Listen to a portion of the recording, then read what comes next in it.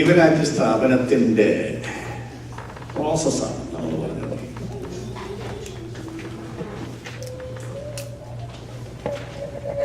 ദൈവരാജ്യ സ്ഥാപനം എന്ന് പറയുമ്പോൾ the entire universe come under the direct rule of God. Amen. Amen.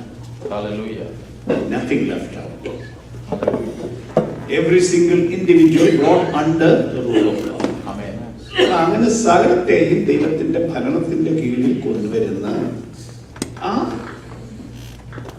കാര്യം, അതിന്റെ പ്രോസസ്. ഇപ്പൊ ദൈവത്തിന്റെ രാജ്യം ഉണ്ടെന്ന് നമ്മൾ പറഞ്ഞു, അത് നമ്മളാണ് ദൈവത്തിന്റെ രാജ്യം. ദൈവം എന്ന് കുറെ പേര് ഭരിക്കുന്നു. ദൈവം ആരെ ഭരിക്കുന്നു, അതാണ് ദൈവരാജ്യം. അപ്പൊ അങ്ങനെ ദൈവം ഇന്ന് ഭരിക്കുന്ന ആളുകൾ എന്ന് പറയുന്നത് സ്വമേധയ ദൈവത്തിന് തങ്ങളെ തന്നെ സമർപ്പിച്ചു കൊടുത്ത ആളുകളാണ്. എന്നാൽ വലിയ ഒരു പങ്ക് ആളുകൾ അത് ചെയ്തിട്ടില്ല. എല്ലാവരും ദൈവത്തിന് കീഴ്പ്പെടേണ്ടതാണ്. പക്ഷേ ആളുകൾ അത് ചെയ്യുന്നില്ല. മനസ്സോടെ അവർ അതിൽ നിന്ന് മാറിയിരിക്കും.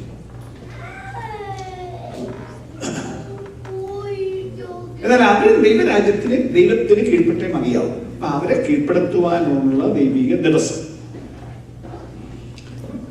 അതാണ് മഹോപദ്രവ കാലത്ത് സംഭവിക്കുന്ന കാര്യം.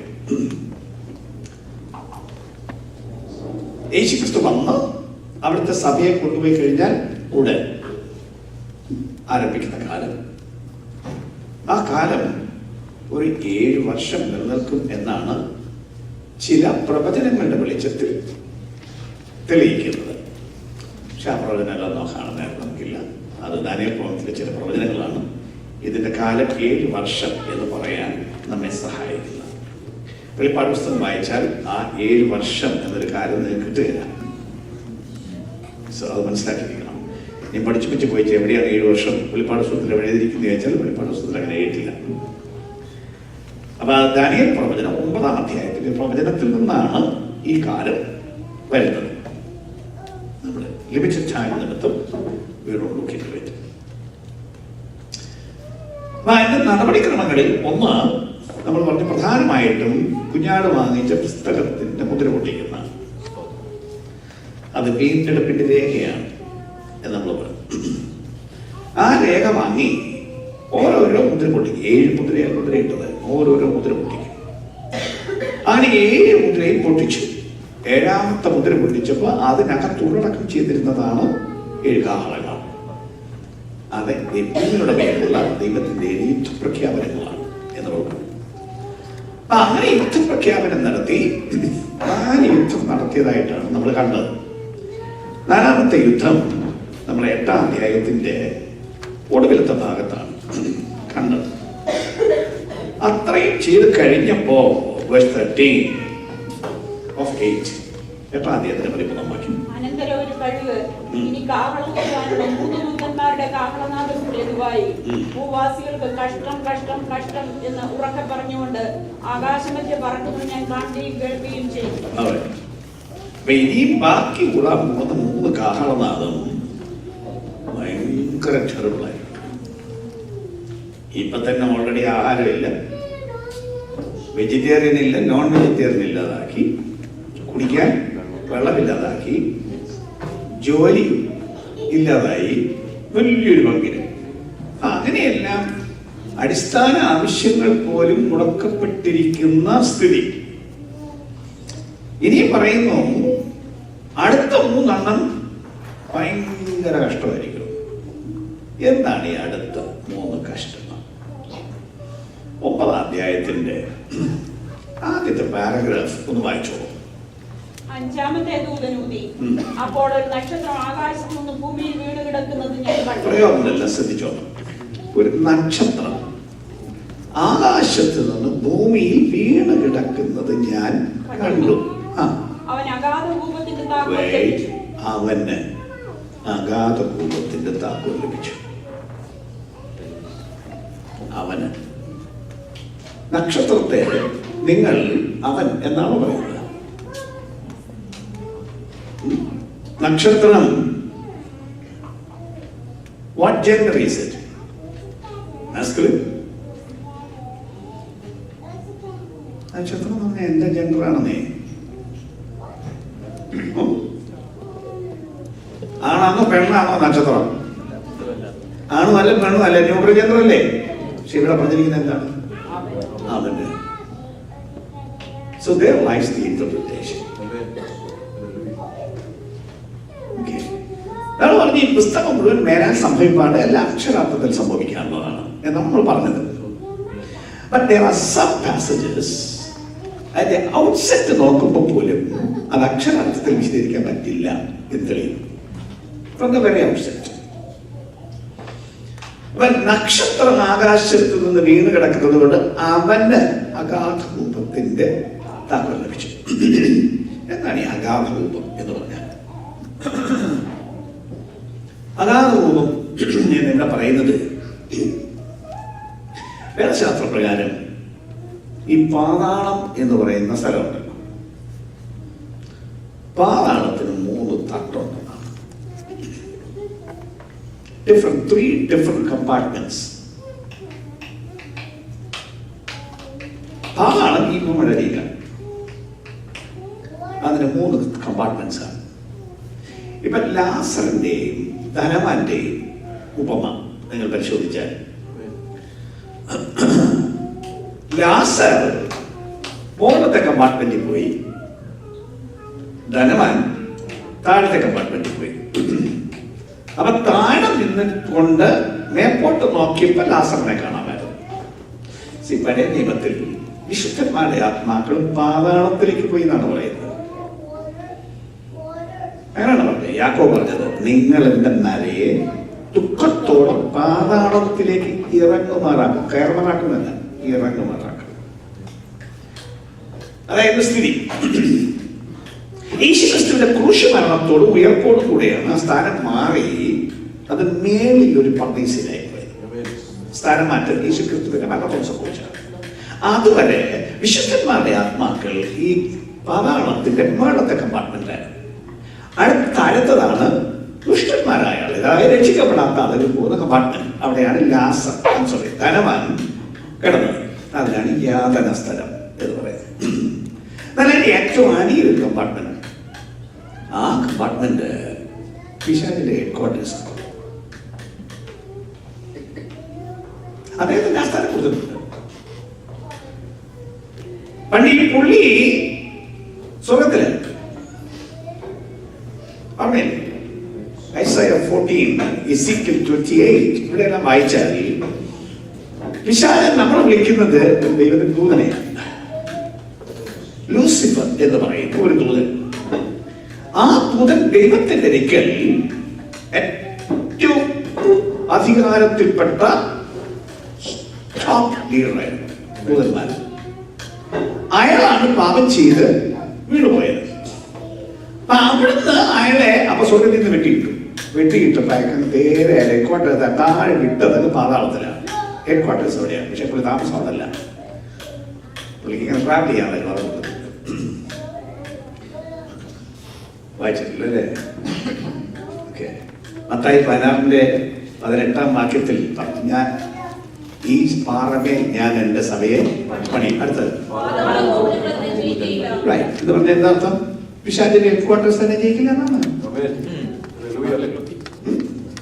അതാണ് അയാളുടെ ആ സ്ഥലം. ആ സ്ഥലത്തിനോട് പറയുന്നത് ഈ പറയുന്ന അഗാധഭൂപം, ബോട്ടംലെസ് പിറ്റ്, ഭയങ്കര കുഴിയാണെന്ന് പറയുന്നത്. എന്താ പറഞ്ഞിരിക്കുന്നത്? അഗാധഭൂപത്തിന്റെ താക്കോൽ ലഭിച്ചു. അവന് അഗാധഭൂപത്തിന്റെ താക്കോൽ ലഭിച്ചു. ആർക്ക്?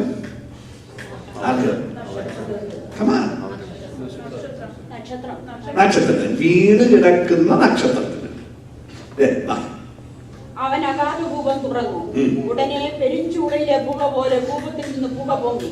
ഭൂപത്തിന്റെ പുകയാൽ സൂര്യനും ആകാശവും ഇരുണ്ടുപോയി. പുകയിൽ നിന്ന് വെട്ടുക്കിളി ഭൂമിയിൽ പുറപ്പെട്ടു.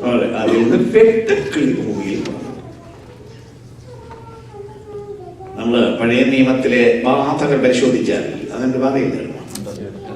10 ബാധകളിൽ ഒന്ന് വെട്ടുക്കിളിയുടെ ബാധയായിരുന്നു. 8ാമത്തെ ബാധയാണ്. പുറപ്പാട് 10-ാം അധ്യായം 4-ാം വാക്യം 5-ാം വാക്യം വായിക്കണ്ട. 8ാമത്തെ ബാധയാണ്. ഓക്കെ, അപ്പൊ ഈ അഗാധ കൂപത്തിൽ നിന്ന് വെട്ടുക്കിളി ഭൂമിയിൽ പുറപ്പെട്ടു. ഓക്കെ, അതിന് ഭൂമിയിലെ തേളിനുള്ള ശക്തി ലഭിച്ചു. നെറ്റിയിൽ ദൈവത്തിന്റെ മുദ്രയില്ലാത്ത മനുഷ്യർക്കല്ലാതെ ഭൂമിയിലെ പുല്ലിനും പച്ചയായതൊന്നിനും യാതൊരു വൃക്ഷത്തിനും കേടുവരുത്തരുതെന്ന് അതിന് കൽപ്പനയുണ്ടായി. അവരെ കൊല്ലുവാനല്ല, 5 മാസം ദണ്ഡിപ്പിക്കാൻ അത്രേ അതിന് അധികാരം ലഭിച്ചത്.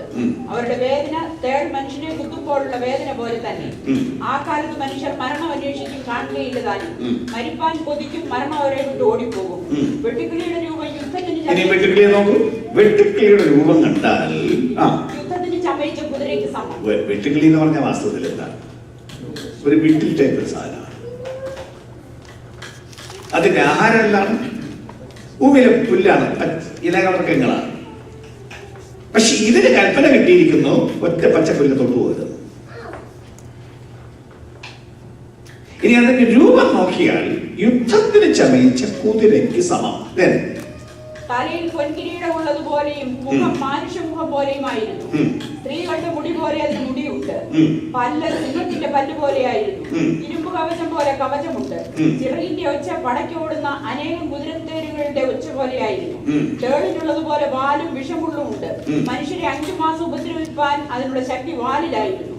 അഗാധ ദൂതൻ അതിന് രാജാവായി. അപ്പൊ ഈ വിശദീകരണം കേട്ടാൽ അത് വാസ്തവത്തിൽ വെട്ടുക്കിളിയാണോ? ഞാൻ പറഞ്ഞത്, ചില പാസേജ് വായിക്കുമ്പോ അതിന് അക്ഷരാർത്ഥത്തിലുള്ള വ്യാഖ്യാനം കൊടുക്കാൻ പറ്റില്ല എന്ന് ആ ഭാഗം തന്നെ വെളിവാക്കും. അപ്പൊ ഇത് വെട്ടുക്കിളിയായിട്ട് കാണുന്നെങ്കിലും അതിന്റെ രൂപമൊന്നും വെട്ടുക്കിളിയല്ല, ഭീകര രൂപങ്ങളാണ് ഇതിനെല്ലാം. എന്താണ്? സിംഹത്തെ പോലെ, മുടിയുണ്ട്, സിംഹത്തിന്റെ പല്ല് പോലെ പല്ല്, കവചമുണ്ട്, കുതിരത്തേരുകളുടെ ശബ്ദം പോലെയാണ് അത് ചിറകടിച്ചാൽ. പിന്നെ വാലുണ്ട്, വിഷമുള്ളുണ്ട്. എല്ലാ വിശദീകരണം കൂടെ കേട്ടാൽ this is a very strange being, very strange. എന്താണ് വാസ്തവത്തിൽ ഈ ജന്തു? ഈ വെട്ടുകിളി എന്താണ്? തന്നെ ഇതിന്റെ ജോലി എന്താണ്? തേൾ മനുഷ്യനെ കുത്തുന്നത് പോലെ മനുഷ്യനെ കുത്തണം. 5 മാസം കുത്തണം. തേൾ അറിയാമല്ലോ അല്ലേ? തേൾ കുത്തി മനുഷ്യരെ മരിച്ചിട്ടുണ്ട്. പണ്ടൊരിക്കൽ ഞാൻ അങ്ങനെ പത്രത്തിൽ വായിച്ചു, ഒരു പെൺകുട്ടിയെ തേൾ കുത്തി ബസ്സേ കയറിയപ്പോഴാണ്. പള്ളിക്കുട്ടി പോയ പെൺകുട്ടിയാണ്. പാവാടക്കകത്ത് തേരെന്ന് കുട്ടി. കുട്ടിക്ക് നാണം, ആരോടും പറയാനുമല്ല. കാലം ഒത്തിരി മുമ്പെയാണ്. കുട്ടി കുത്തുകൊണ്ടാണോ നിന്നു. സ്കൂളിൽ പോകുന്ന കുട്ടി അവസാനം ഇറങ്ങിയപ്പോ കുറച്ച് മയങ്ങി വീണു. ആശുപത്രിയിൽ കൊണ്ടുപോയി മരിച്ചുപോയി. അനവധി തവണ എന്നെ കുത്തിയത്. അങ്ങനെ ഒരു തേടുന്നൊരു ജന്തുവിനെ ഏൽപ്പിച്ചിരിക്കുകയാണ് മനുഷ്യനെ മുഴുവൻ 5 മാസം കുത്താൻ. കുത്തിയാൽ ഭയങ്കര വേദനയാണ്. മരിക്കാൻ ആഗ്രഹിക്കത്തക്ക വേദന, സഹിക്കാൻ മേല. കാരണം ഇത് അങ്ങോട്ട് കുത്തി ആ വേദന ഒന്ന് ശമിച്ചു വരുമ്പോഴത്തേക്ക് അടുത്ത കുത്തു. അതൊന്ന് ശമിക്കുമ്പോഴത്തേക്ക് അടുത്ത കുത്തു. 5 മാസം കണ്ടിന്യൂസ് ആയിട്ട് മനുഷ്യനെ ടെറിബിളായിട്ട് ഉപദ്രവിക്കുന്ന കുത്തുന്നൊരു ജന്തു. മരണം ആഗ്രഹിക്കും, പക്ഷേ എന്റെ ഭാഷയ്ക്ക് പറഞ്ഞാൽ 5 മാസത്തേക്ക് ആത്മഹത്യ ദൈവം നിരോധിക്കും. ഒരാൾ ആത്മഹത്യ സമ്മതിക്കില്ല. 5 മാസം ഈ പെയിൻ മനുഷ്യൻ അനുഭവിക്കണം. എന്നാണ് ഈ ജന്തു. ആ ഭാഗങ്ങളുടെ തന്നെ ഒന്നോടെ പരിശോധിച്ചോ. ഈ ഒരു ദൂതൻ ആകാശത്ത് നിന്ന് വീണ് കിടക്കുന്നത്, നക്ഷത്രം ആകാശത്ത് നിന്ന് വീണ് കിടക്കുന്നു കണ്ടു. അവന് അഗാധ കൂപത്തിന്റെ താക്കോൽ ലഭിച്ചു എന്നാണ് പറഞ്ഞത്. അപ്പൊ അത് വെറും ഒരു നക്ഷത്രമല്ല, അവനെന്ന് പറയാവുന്ന എന്തോ ഒന്നാണ് ആ പറയുന്ന നക്ഷത്രം. അങ്ങനെ വന്നാൽ വാസ്തവത്തിൽ എന്താണ്? യശയ്യാപ്രവചനം 11-ാം അധ്യായം അതിന്റെ 12-ാമത്തെ വാക്യം. Isaiah 14 and verse 12. അരുണോദയപുത്രനായ ശുക്ര, നീ എങ്ങനെ ആകാശത്തു നിന്ന് വീണു? ജാതികളെ താഴ്ത്തി കളഞ്ഞവനെ, നീ എങ്ങനെ വെട്ടേറ്റ് നിലത്ത് വീണോ? എവിടുന്ന്? ആകാശത്ത് നിലത്ത് വീണു.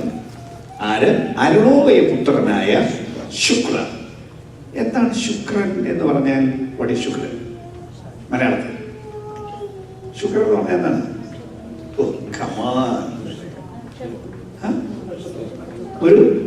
ഒരു ഗ്രഹം.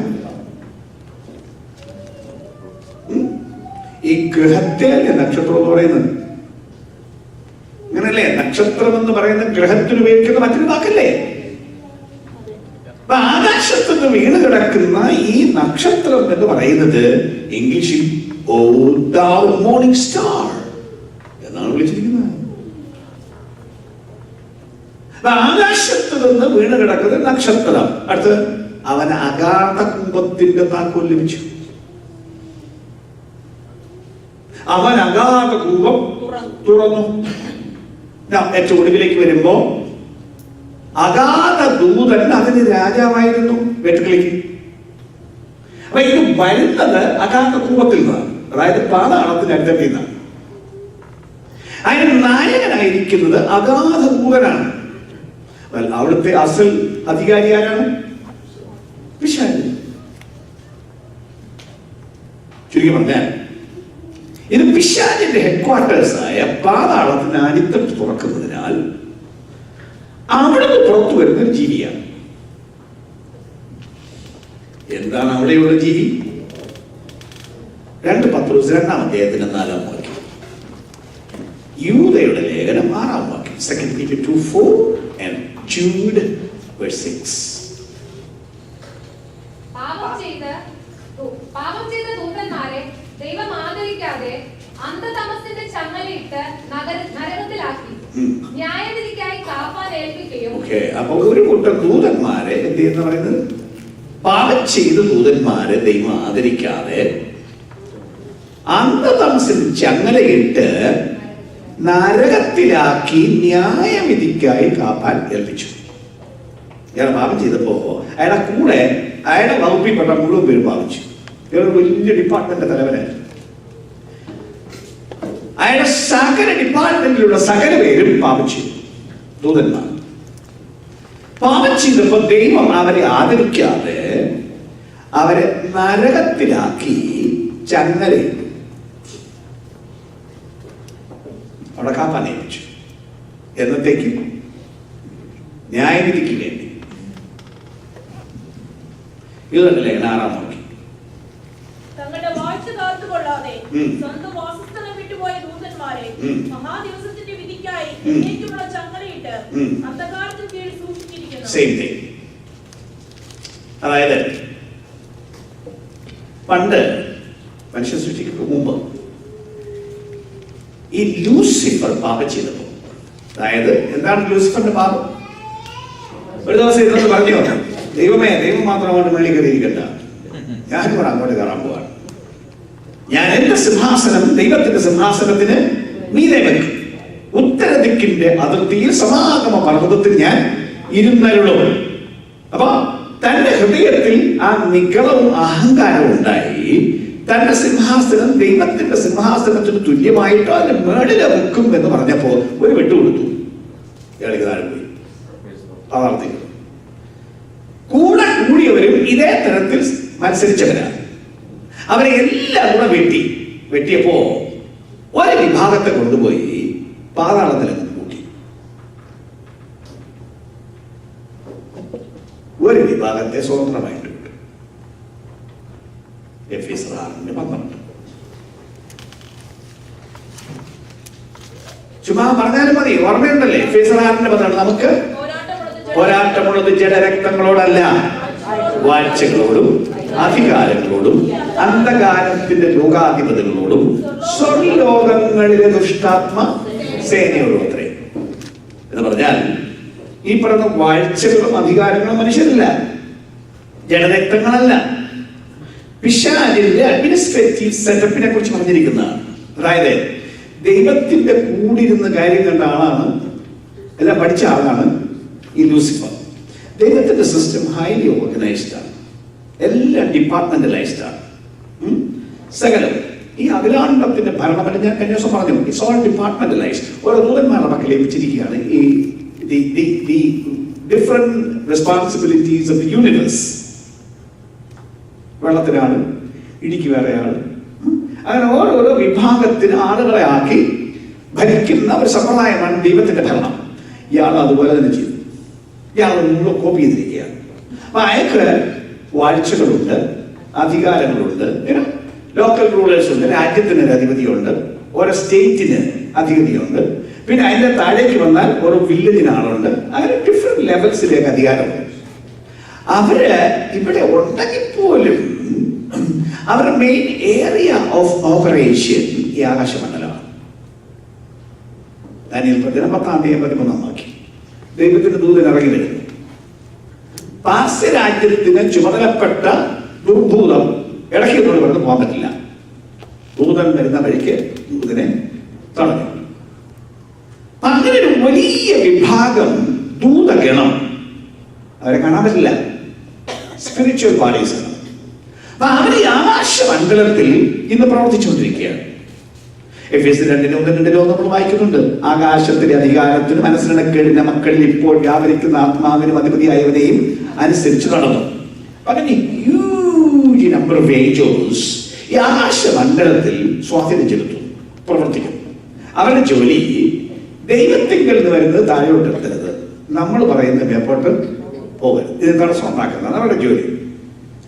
Very active. മനുഷ്യനെ വിശ്വസിക്കാൻ സമ്മതിപ്പിക്കാത്ത അവരാണ്.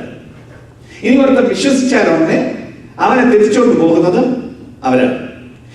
ഏത് വിശുദ്ധനെയും നിർവാഹം ഉണ്ടെങ്കിൽ കണ്ണിൽ എണ്ണയും ഒഴിച്ചിരുന്ന് നോക്കുകയാണെങ്കിൽ എപ്പോ ഇയാളെ ഒരു പുതു തെറ്റിക്കാൻ പറ്റും. അപ്പൊ അങ്ങനെ നിൽക്കുന്ന ഈ ദൂതഗണം ഒരു വിഭാഗം. എന്നാൽ അവർ ഇത്രയും പേരൊന്നും അല്ല, ഒരു വലിയ സംഖ്യയുണ്ട്. ബാക്കിയുള്ളതിനെല്ലാം കൂടെ കൊണ്ടുപോയി പാതാളത്തിൽ പൂട്ടിയിട്ടിരിക്കുകയാണ്. കാരണം ഇത്രയും ഭൂതത്തെ സ്വതന്ത്രമായിട്ട് വിട്ടിട്ട് ഭൂമിയിൽ മനുഷ്യന്റെ ജീവിതം പാടാണ്.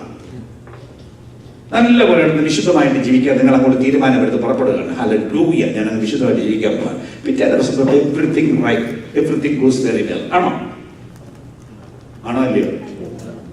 നിങ്ങൾ അടുത്ത ദിവസത്തേക്ക് നിങ്ങൾ അങ്ങനെ തീരുമാനമെടുത്താൽ നിങ്ങൾ എടുത്ത തീരുമാനത്തെ പൊട്ടിക്കത്തക്കണം അടുത്ത ദിവസം പരിപാടി കൊണ്ടുവരും. സെയിം ദിവസം തന്നെ വരും. അങ്ങനെ മനുഷ്യന് പൊറുക്കാൻ മേലാത്തൊരു സ്ഥിതിയാണ് ഭൂതകൾ ഉണ്ടാക്കി വെച്ചിരിക്കുന്നത് ഈ ദുഷ്ടാത്മകൾ. അപ്പൊ പാതാളത്തിൽ ഉള്ളതിനെയും കൂടെ വിട്ടിരുന്നെങ്കിൽ ഇവിടുത്തെ സ്ഥിതി എന്താണ്? അതാ പറഞ്ഞത്, ഭൂമിയും ആകാശവും ഇരുണ്ടുപോയി. ചുരുക്കി പറഞ്ഞാൽ ആ സംഭവം അഞ്ചാമത്തെ ദൂതൻ കാഹളം ഓതുമ്പോ പാതാളത്തിൽ കൂട്ടിയിട്ടിരിക്കുന്ന വിധങ്ങളെല്ലാം കൂടെ കഴിച്ചു കൊടുക്കും. നേരെ എല്ലാം കൂടെ ഭൂമിയിലോട്ട് കരങ്ങി വരും. സകല മനുഷ്യരും പൂർവ്വമാവും. ഇവിടെ മനുഷ്യന് പൊറുക്കാൻ മേലാത്ത സ്ഥിതി ഉണ്ടാവും. ദൈവത്തെ സേവിക്കാൻ പറഞ്ഞിട്ട് കേട്ടില്ലല്ലോ. ദൈവത്തെ സേവിച്ചില്ലെങ്കിൽ പിന്നെ സേവിക്കുന്നത് ഭൂതത്തെയാണ്. ഇടക്കിടന്നില്ല. ഭൂതത്തെ സേവിച്ചാൽ എന്തോ കിട്ടും എന്ന് മനുഷ്യനെന്നറിയണ്ടേ? സേവിച്ച് അവൻ ചെയ്തതിന് കോൺസിക്വൻസ് നല്ലപോലെ കിട്ടണ്ടേ? ഭൂതാളെന്ന് വേണമെന്നുണ്ടോ? ഭൂതം ഇളകിയാൽ മിക്ക ഭൂതവും ഇളകുന്ന ഒട്ടനെ പറയുന്നത് ഇവനെ കൊണ്ടേ ഞാൻ പോകും, ഇവളെ ഞാൻ കൊല്ലും എന്ന് പറഞ്ഞാൽ ഭൂതമാകുന്നു മിക്ക ഭൂതങ്ങളും. അതിന്റെ പേർപ്പസ് എന്താണ് ഞാൻ വന്നത്? മോഷ്ടിപ്പാനും അറപ്പാനും കുടിപ്പാനും. എത്ര മനുഷ്യരാണ് ഭൂതബാധയാൽ രോഗികളായിരിക്കുന്നത്? മെഡിക്കൽ സയൻസ് റീസൺ ഇല്ല, അവർക്ക് രോഗമില്ലേ, പക്ഷെ physically they are tormented, very tormented, mentally they are tormented. അപ്പൊ ഇങ്ങനെ കൂട്ടിയിട്ടിരിക്കുന്ന ഭൂതത്തെ എല്ലാം കൂടെ അന്നേ ദിവസം കൊണ്ട് അഴിച്ചു വിട്ടും വെച്ച് എത്ര മനുഷ്യൻ ഭൂമിയിലുള്ള മുഴുവെണ്ണത്തിനെയും ഭൂതം ഉപദ്രവിക്കത്തക്കവണ്ണം കൊണ്ടുവന്ന്, ഭൂതം സാധാരണ വന്നാൽ കൂടെ കൊണ്ടുവരുന്ന ഒരു രോഗമാണ്, സർവത്തര രോഗം. അപ്പൊ അങ്ങനെ 5 മാസം ഭൂതത്തിന്റെ ദണ്ഡനം മനുഷ്യർക്കുണ്ടാവും. ഒറ്റ മനുഷ്യനെന്ന് ഒഴിഞ്ഞു പോകാൻ പറ്റില്ല. അങ്ങനെ ചെറുതായി ഭൂതബാധയാൽ, ഭൂതത്തിന്റെ ദണ്ഡനത്താൽ മനുഷ്യൻ ബാധിക്കപ്പെടുന്ന കാലമാണ് 5 മാസം. ഇമാനിക്കാൻ പറ്റുമോ? മുഴുവൻ പേർക്കും ഭൂതം. അതാണ് കഷ്ടം ഒന്ന്. ഒന്നാം കഷ്ടം കഴിഞ്ഞു, നീ രണ്ടാം കഷ്ടം വരുന്നു. വായിച്ചോ ബാക്കി. കഷ്ടം ഒന്ന് കഴിഞ്ഞ് ഇനി 2 കഷ്ടം പിന്നാലെ വരുന്നു. ഉം. 6-ാമത്തെ ദൂതനൂതി. ഉം. അപ്പോൾ ദൈവസന്നിധിയിലെ സ്വർണ്ണപീഠത്തിന്റെ കൊമ്പുകളിൽ നിന്നൊരു ശബ്ദം കാഹളമുള്ള 6-ാം ദൂതനോട്, യൂഫ്രട്ടീസ് എന്ന മഹാനദീ തീരത്ത് ബന്ധിച്ചിരിക്കുന്ന 4 ദൂതന്മാരെ അഴിച്ചുവിടുക എന്ന് പറയുന്നത് ഞാൻ കേട്ടു. വേറെ 4 ദൂതന്മാരെ കൂട്ടിയിട്ടിരിക്കുന്നു. അവരെ കൂട്ടിയിട്ടിരിക്കുന്ന യൂഫ്രട്ടീസ് നദിയുടെ തീരത്താണ്. ദൂതന്മാരായതുകൊണ്ട് പോയാൽ കാണാൻ പറ്റില്ല, പക്ഷെ അവർ കൂട്ടിയിട്ടിട്ടുണ്ട്. ഒരു സ്പെഷ്യൽ പർപ്പസിന് വേണ്ടി അവരെ അവിടെ ഇട്ടേക്കുക. അങ്ങനെ 4 ദൂതന്മാരെ യൂഫ്രട്ടീസ് നദിയുടെ തീരത്ത് കൂട്ടിയിട്ടുണ്ട്.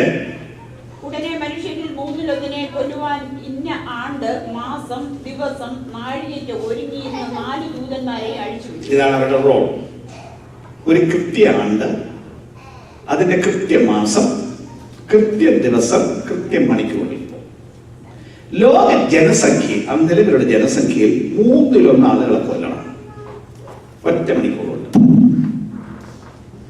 അപ്പൊ അതിനു വേണ്ടി ഈ ദൂതന്മാരെ കൂടിയിട്ടിരിക്കുകയാണ്. അവരെ അയച്ചുവിടാൻ പറഞ്ഞു. അവരെ അയച്ചുവിട്ടു. കുതിരപ്പടയുടെ സംഖ്യ 10,000 മടങ്ങ് ദൂതന്മാരെ അയച്ചുവിട്ടപ്പോ കാണത് കുതിരപ്പടയാണ്. ഓക്കെ, ഞാൻ കുതിരകളെയും കുതിരപ്പുറത്തിരിക്കുന്നവരെയും ദർശനത്തിൽ കണ്ടത് എങ്ങനെയെന്നാൽ, അവർക്ക് തീ നിറവും രക്തനീലവും ഗന്ധക വർണ്ണവുമായ കവചമുണ്ടായിരുന്നു. കുതിരകളുടെ തല സിംഹങ്ങളുടെ തല പോലെയായിരുന്നു. അപ്പൊ സാധാരണ സിംഹമല്ല, കുതിരകളുടെ തല സിംഹങ്ങളുടെ തല പോലെ ഇരിക്കുന്നു. വായിൽ നിന്ന് തീയും പുകയും ഗന്ധകവും പുറപ്പെട്ടു. വായിൽ നിന്ന് പുറപ്പെടുന്ന തീ, പുക, ഗന്ധകം എന്നീ 3 ബാധയാൽ മനുഷ്യരിൽ 1/3 മരിച്ചുപോയി. കുതിരയുടെ വായിൽ നിന്ന് തീയും പുകയും എന്തോ പുറപ്പെടുന്നില്ലല്ലോ. Therefore, ഇവിടെ പറയുന്നതും അക്ഷരാർത്ഥത്തിലുള്ള അർത്ഥമല്ല. അങ്ങനെയാണ് ഡിമാൻഡ് ചെയ്യുന്നത്. പക്ഷേ ചിത്രം നോക്കും, കുതിരപ്പടയാണ് വരുന്നത്. കുതിരപ്പട എന്ന് പറയുമ്പോൾ അന്നത്തെ കാലത്തെ യുദ്ധത്തിലെ കൂടിയ യുദ്ധമാണ് കുതിരപ്പട. വേഗം പോകുന്നത്, കാര്യങ്ങൾ കൂടുതൽ അക്കംപ്ലിഷ് ചെയ്യുന്നത് കുതിരപ്പടയാണ്. അവർ യുദ്ധമാണ് അവിടെ കാണുന്നത്. കുതിരപ്പട, അവർ യുദ്ധം വരും. പക്ഷെ അടുത്ത ചോദ്യം, 1 മണിക്കൂർ കൊണ്ട് ജനസംഖ്യയിൽ 1/3 കൊല്ലാൻ എങ്ങനെ കുതിരപ്പടയ്ക്ക് കഴിയും? അതിനാണ് ഉത്തരം കാണുന്നത്. കുതിരപ്പട പോയി ആളുകൾ വെട്ടിക്കൊല്ലുകയല്ല ചെയ്യുന്നത്. അവയുടെ വായിൽ നിന്ന് തീ, പുക, ഗന്ധകം എന്നിവ പുറപ്പെടുന്നു. ഈ ബാധയാലാണ് മനുഷ്യൻ 1/3 കൊല്ലുന്നത് എന്ന് പറയുമ്പോ പണ്ടത്തെ ചിത്രത്തിൽ ഉത്തരം പറയാൻ പറ്റാത്തതിന് ഇക്കാലത്തെ ചിത്രം കൂടെ കൂട്ടിച്ചേർത്തിട്ട് ഉത്തരം പറഞ്ഞിരിക്കുകയാണ്. എന്നെ പറഞ്ഞാൽ അപ്പൊ കുതിരപ്പട എന്ന് പറയുമ്പോൾ യുദ്ധമാണെന്നറിയാം. ഇപ്പോഴത്തെ കാലം പറഞ്ഞാൽ ഇപ്പോ മനുഷ്യനെ ഒരു അറ്റോമിക് യുഗമാണ്. ഇന്ന് പൊതുവെ ബോംബിട്ടേക്കാൻ പറഞ്ഞാൽ ഫയർ, വെടിവെക്കാൻ പറഞ്ഞാൽ ഫയർ, ഇതല്ലേ പറയുന്നത്.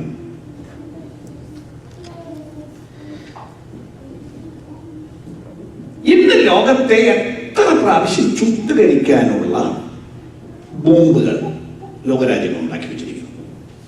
കുറേയേറെ വർഷങ്ങൾക്ക് മുമ്പ് മനോരമയിൽ ഒരു സൺഡേ സപ്ലിമെന്റിൽ വന്നത് അന്ന് ലോകത്തെ 100 പ്രാവശ്യം ചുട്ടുകളയാനുള്ള ബോംബ് ഉണ്ടാക്കി വെച്ചിരുന്നതാണ്. അതിനുശേഷം എന്തുമാത്രം ന്യൂക്ലിയർ വെപ്പൺസ് ലോകമുണ്ടാക്കി. ആരും ഇന്ന് ഇടാൻ പോകണ്ടല്ലോ, ഒരു കമാൻഡ് കൊടുത്ത പോലെ. വാസ്തവത്തിൽ ഇതെല്ലാം ഉണ്ടാക്കി വെച്ചിട്ട് ലോകം ഇന്ന് സമാധാനം സമാധാനം എന്ന് പറയുമ്പോൾ എന്താണ് അർത്ഥം? വാസ്തവത്തിൽ ഒരു ഭാഗത്തെല്ലാം ഉണ്ടാക്കി വെച്ച് മറ്റപ്പുറത്ത് പോയി പറഞ്ഞു നീ ഉണ്ടാക്കരുതെന്ന് പറയും. അല്ലേ, കഴിഞ്ഞിടയ്ക്ക് ഒരിടത്ത് പോയി മാറ്റി നീ ഉണ്ടാക്കരുതെന്ന് പറഞ്ഞു. അതേസമയം ചേട്ടൻ ഇവിടെ എല്ലാം ഉണ്ടാക്കി റെഡിയാക്കി വെച്ചിരിക്കുകയാണ്. ഈ സാധനം എന്തൊന്നിന് കൊള്ളാം?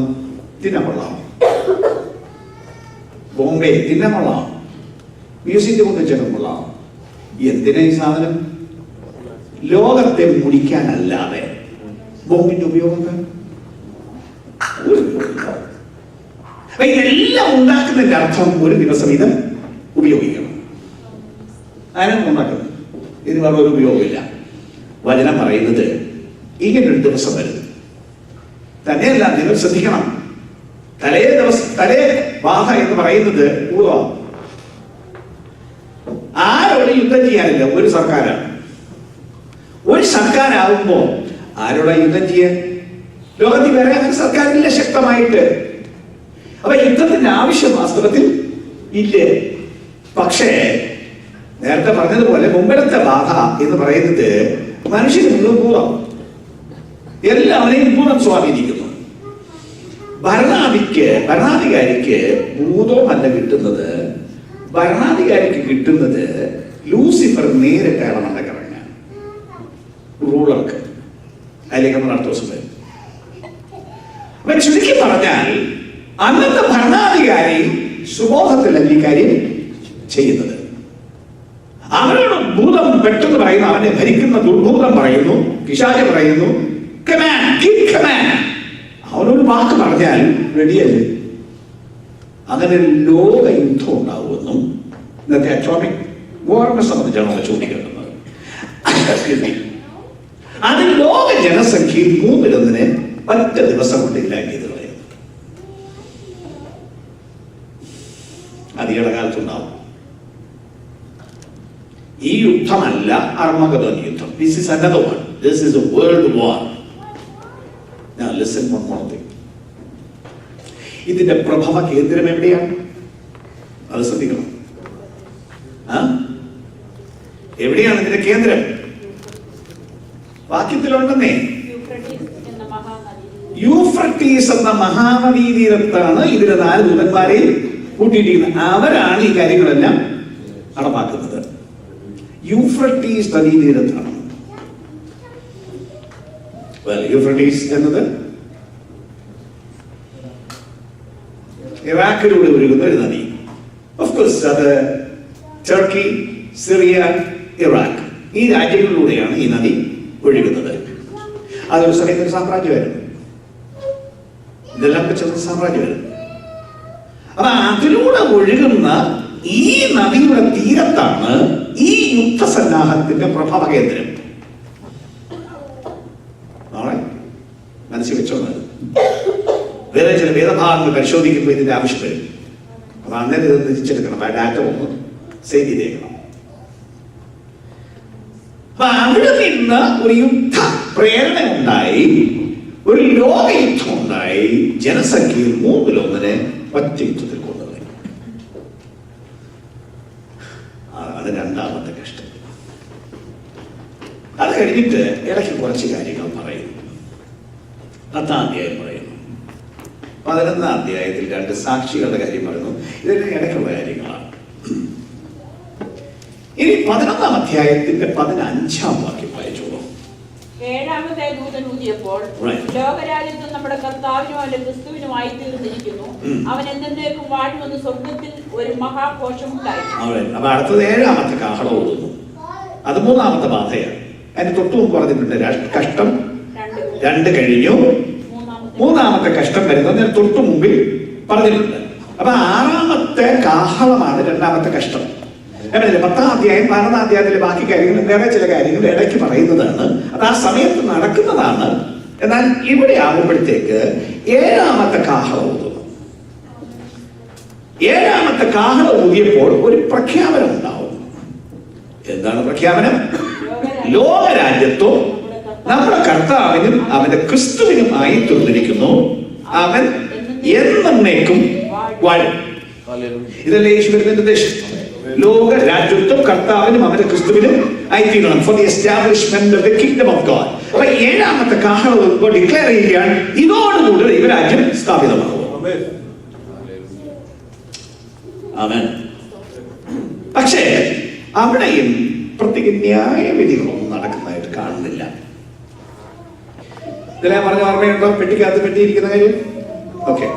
അപ്പൊ കാഹളം 7-ാമത്തേത് എടുത്തപ്പോ അതിനകത്ത് വേറൊരു സൂത്രം വെച്ചിരിക്കുന്നു. Now 19-ാം വാക്യം. അപ്പോൾ സ്വർഗത്തിലെ ദൈവാലയം തുറന്നു. അവന്റെ നിയമപ്പെട്ടകം അവന്റെ ആലയത്തിൽ പ്രത്യക്ഷമായി. മിന്നലും നാദവും ഇടിമുഴക്കവും ഭൂകമ്പവും വലിയ കന്മഴയും ഉണ്ടായി. അപ്പൊ ഇത് സംഭവിച്ചപ്പോൾ സ്വർഗത്തിലെ ദേവാലയം തുറന്നു.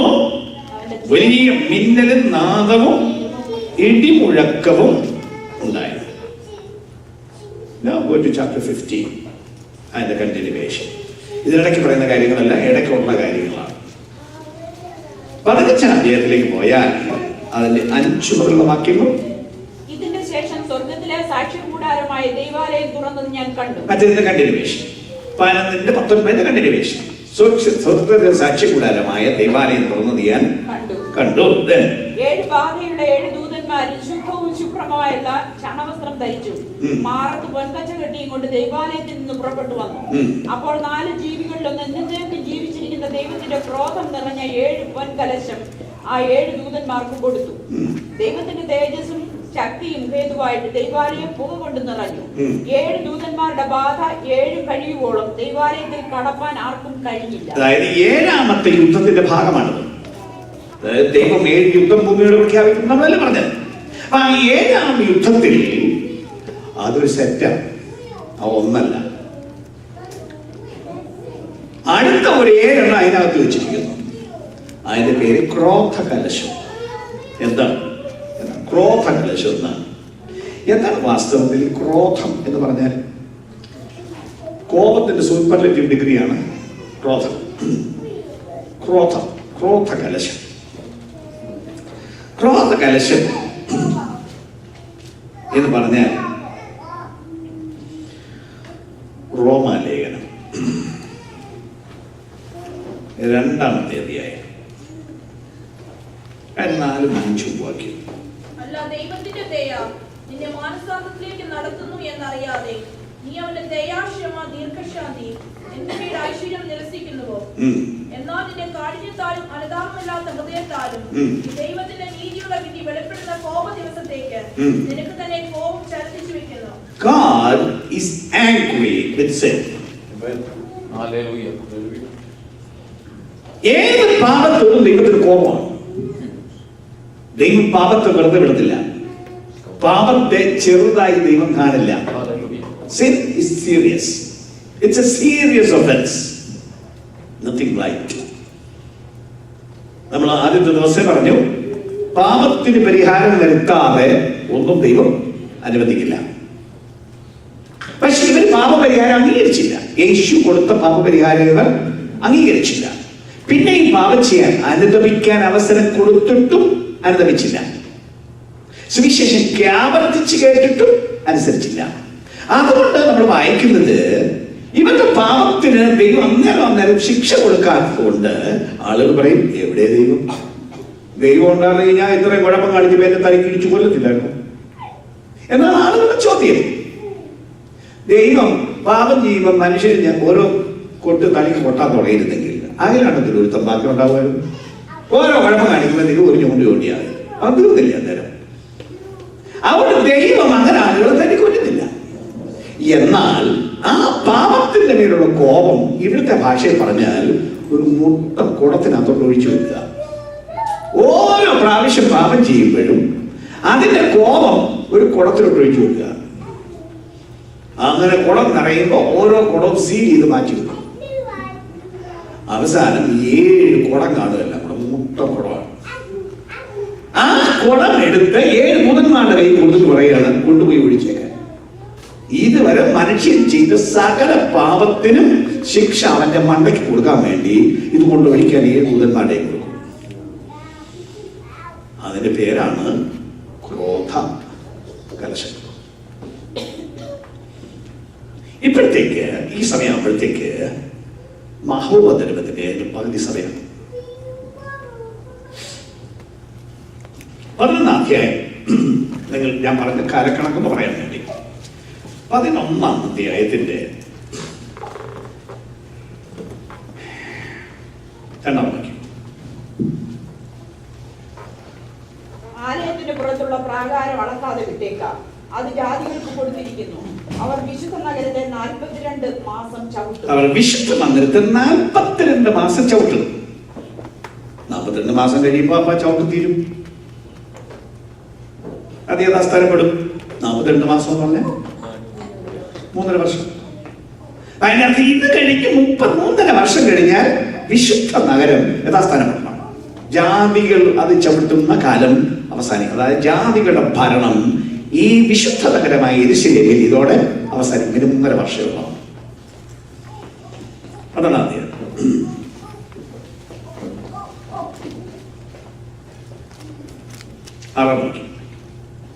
സ്ത്രീ മരുഭൂമിയിലേക്ക് ഓടിപ്പോയി. അവിടെ 1260 ദിവസം പോറ്റേണ്ടതിന് ദൈവം ഒരുക്കിയ ഒരു സ്ഥലം അവൾക്ക്. 1260 ദിവസം. അത് എത്ര വർഷമാണെന്ന് കണക്ക് കൂട്ടിക്കണം. ഇനി അതിന്റെ 15-ാം വാക്യം. 14. അപ്പോൾ സ്ത്രീക്ക് മരുഭൂമിയിൽ തന്റെ സ്ഥലത്തേക്ക് പറന്നു പോകേണ്ടതിന് വലിയ കഴുകിച്ച 2 ചിറക് ലഭിച്ചു. അവിടെ അവളെ സർപ്പത്തോടകലെ 1 കാലവും 2 കാലവും അരക്കാലവും പോറ്റി രക്ഷിച്ചു. 1 കാലം 2 കാലം അരക്കാലം. ആകെ എത്ര കാലമായി? 3.5 കാലം. 3.5 വർഷം. അതിനുശേഷം 3.5 വർഷം. 13-ാം അധ്യായം 5-ാം വാക്യം. വമ്പും ദൂഷണവും സംസാരിക്കുന്ന വായ് അതിന് ലഭിച്ചു. 42 മാസം പ്രവർത്തിപ്പാൻ. എത്ര മാസം? 42 മാസം. 42 മാസം പ്രവർത്തിപ്പാൻ അധികാരവും കിട്ടി. 42 മാസം എന്ന് പറയുന്നത് 3.5 വർഷം. 36 42. ഇതിന് ശേഷം 3.5 വർഷമേ ഉള്ളൂ ഈ പീഡാകാലം. അതിന്റെ അർത്ഥം ഇത്രയും എത്തുമ്പോഴത്തേക്കും മഹോപദ്രവത്തിന്റെ പകുതി ഭാഗം കവർ ചെയ്തിരിക്കും. ഇനി ബാക്കി പകുതിയിൽ ഉണ്ടാകുന്ന ഈ ക്രോധ കലശം, അത് 3ാമത്തെ കഷ്ടമാണ്. എന്താണ് ഈ ക്രോധ കലശം? എന്താണ് അതിന്റെ നടപടികൾ? അത് 7 എണ്ണമാണ് ഇവിടെ എഴുതിയിരിക്കുന്നത്. 7 ക്രോധ കലശങ്ങളാണ്. അത് ദൈവത്തിന്റെ കോപവും ക്രോധവുമായ കലശം മനുഷ്യർ കൊടുക്കാൻ വേണ്ടി കൊടുത്തിരിക്കുകയാണ്. എന്താ സംഭവിക്കുന്ന കാര്യം? 16-ാം അധ്യായം. നിങ്ങൾ പോയി ക്രോധകലശം 7 ഭൂമിയിൽ ഒഴിച്ചു കളവീനെന്ന് ഒരു മഹാശബ്ദം ദൈവാലയത്തിൽ നിന്ന് 7 ദൂതന്മാരോട് പറയുന്നത് ഞാൻ കേട്ടു. ഒന്നാമത്തവൻ പോയി തന്റെ കലശം ഭൂമിയിൽ ഒഴിച്ചു. അപ്പോൾ മൃഗത്തിന്റെ മുദ്രയുള്ളവരും അതിന്റെ പ്രതിമയെ നമസ്കരിക്കുന്നവരുമായ മനുഷ്യർക്ക് വല്ലാത്ത ദുർവ്രണം ഉണ്ടായി. ഇതാണ് ബാധ. വല്ലാത്ത ദുർവ്രണം. 6ാമത്തെ ബാധ പഴയ നിയമത്തിൽ, പുറപ്പാട് പുസ്തകത്തിൽ 9-ാം അധ്യായം 8-ഉം 10-ഉം വാക്യം. അവിടെ മനുഷ്യർക്കെല്ലാം പുണ്ണു വന്നു. മനുഷ്യർക്കും മൃഗത്തിനും പുണ്ണു വന്നു എന്നാണ് എഴുതിയിരിക്കുന്നത്. ഇതാണ് ഇവിടെ സംഭവിക്കുന്നത്. മുഴുവൻ മനുഷ്യർക്കും പുണ്ണ്. അതിവിടെ വായിക്കുന്ന വല്ലാത്ത ദുർവ്രണം, ഭയങ്കര വേദനയും വല്ലാത്ത നാറ്റവും ഉണ്ടാകുന്ന വ്രണം സകല മനുഷ്യർക്ക് ബാധയായിട്ട് വരും. ഈവൻ അതർവൈസ് തൊട്ട് മുമ്പ് നടന്നത് ഒരു ന്യൂക്ലിയർ വാർ അല്ലേ? അങ്ങനെ ന്യൂക്ലിയർ വാർ ഉണ്ടായാൽ അതിന്റെ കോൺസിക്വൻസ് എന്താണെന്ന് 2ാം ലോകമഹായുദ്ധത്തിൽ മനുഷ്യൻ മനസ്സിലായില്ല. എന്തുമാത്രം മനുഷ്യരാണ് ചത്തത് മാത്രമല്ല, അത് കഴിഞ്ഞ് അവിടെ ഉണ്ടാക്കിയ മനുഷ്യർ എത്ര എണ്ണം അംഗവൈകല്യത്തിലാണ് ജീവിച്ചത്. അപ്പൊ അവിടെ ഉണ്ടാക്കുന്ന ഈ പ്രതിഭാസങ്ങൾ, അന്തരീക്ഷത്തിൽ ഉണ്ടാക്കുന്ന മലിനതകൾ അല്ല. ഇന്നത്തെ കാലം കൂടെ പറഞ്ഞാൽ നമ്മളല്ലേ കെമിക്കൽ വെപ്പൺസ് എന്ന് കേട്ടില്ലേ? പിന്നെ ബയോളജിക്കൽ വെപ്പൺസ് എന്ന് കേട്ടില്ലേ? രോഗാണുക്കളെ കൊണ്ടുപോയി വിതറി മനുഷ്യനെ രോഗികളാക്കി കൊല്ലുന്ന സമ്പ്രദായം വരെ ഇന്നത്തെ ലോകത്തിലെ യുദ്ധത്തിൽ പരിചയപ്പെട്ടിരിക്കുന്നു, കേട്ടിരിക്കുന്നു. അല്ലാതെ തന്നെ ഇവിടെ ബാധയായി കൊണ്ടുവരുന്നു. അങ്ങനെ ലോകത്തിലെ മുഴുവൻ മനുഷ്യരും ഭയങ്കര വേദനയാൽ ബാധിക്കപ്പെടുന്ന പുണ്ണാണ് 1ാമത്തെ ക്രോധ കലശം. 2ാമത്തവൻ തന്റെ കലശം സമുദ്രത്തിൽ ഒഴിച്ചു. അപ്പോൾ അത് മരിച്ചവന്റെ രക്തം പോലെ ആയിത്തീർന്നു. ഇതുപോലെ ആയിരുന്നല്ലോ 2ാമത്തെ കാഹളം. അവിടെ 3-1 ഇതിന് ഇനി പറയാൻ പോകുന്ന കാര്യങ്ങൾ കാഹളത്തിൽ സംഭവിച്ചതിന്റെ 3 ഇരട്ടി പ്രശ്നമാണ് ക്രോധകലശത്തിൽ ഉണ്ടാകുന്നത്. അവിടെ സമുദ്രത്തിൽ 3-1 രക്തമായി, ഇവിടെ ബാക്കി സമുദ്രത്തിൽ ഒഴിച്ചു. സമുദ്രം മരിച്ചവന്റെ രക്തം വരെയായി ജീവജന്തു ഒക്കെയും ചത്തുപോയി. മറ്റേ 3-1 ചത്തത്, ഇവിടെ മൊത്തം ചത്തുപോയി. അപ്പൊ നമ്മൾ പറയുന്നു കാഹള ന്യായവിധിയിൽ ഉണ്ടായതിന്റെ 3 ഇരട്ടി ന്യായവിധി ഈ ക്രോധ കലശ ന്യായവിധി ഉണ്ടാവും. അടുത്ത മൂന്നാമത്തെ ദൂതൻ തന്റെ കലശം നദികളിൽ നീരുറവുകളിൽ മറ്റൊന്നായിരുന്നല്ലോ. കാഹളത്തിൽ മൂന്നാമത്തത് കൊണ്ടുപോയി നദികളിൽ നീരുറവകളിലുമാണ് ഒഴിച്ചത്. അപ്പൊ അത് കയ്പായി. ഇപ്പൊ ഇത് രക്തമായി. മിസ്രൈമിലെ ഒന്നാമത്തെ ബാധ അവ രക്തമായി. രക്തമായപ്പോ വാട്ടർ സപ്ലൈയുടെ അധികാരിയായ ദൂതൻ വിളിച്ചു പറയാണ്, വെരി ഗുഡ്. യാഗപീഠവും പറയാണ്, very good God, you are righteous, what you did is right. നിന്റെ ദാസന്മാരുടെ രക്തം ചിന്തിച്ചപ്പോ അമ്മക്ക് നല്ല സന്തോഷമായിരുന്നു. നിന്റെ ദാസന്മാരെ കൊന്ന് രക്തം കഴിഞ്ഞപ്പോ അവര് കൊല്ലിച്ചു, അവർ കൊന്നു, എന്നിട്ട് അതിനകത്ത് രസിച്ചു. അതുകൊണ്ട് പറയുന്നത് തന്നെ ന്യായവിധികൾ നീതിയും ന്യായവും ഉള്ളതാണ്. കൊന്ന് രസം കണ്ടെത്തിയവന് രക്തം കുടിക്കാൻ കൊടുത്തു. നമ്മൾ അറിയണം, ദൈവം ഈസ് എ റൈച്ചസ് ഗോഡ്. ഏത് മനുഷ്യനും അവന്റെ പ്രവൃത്തിക്ക് അടുത്ത ശിക്ഷ ഒട്ടും കുറയ്ക്കില്ല. അങ്ങനെ മനുഷ്യൻ അവന്റെ പ്രവൃത്തിക്ക് തക്ക ശിക്ഷ കൊടുക്കാൻ വെച്ചിരിക്കുന്ന സമയം. അടുത്ത ഭാഗം വായിച്ചു. നാലാമത്തവൻ സൂര്യനിൽ ഒഴിച്ചു. അപ്പോൾ കാഹളത്തിൽ അത് ഇരുണ്ടു പോവുകയായിരുന്നു മൂന്നിലൊന്ന്.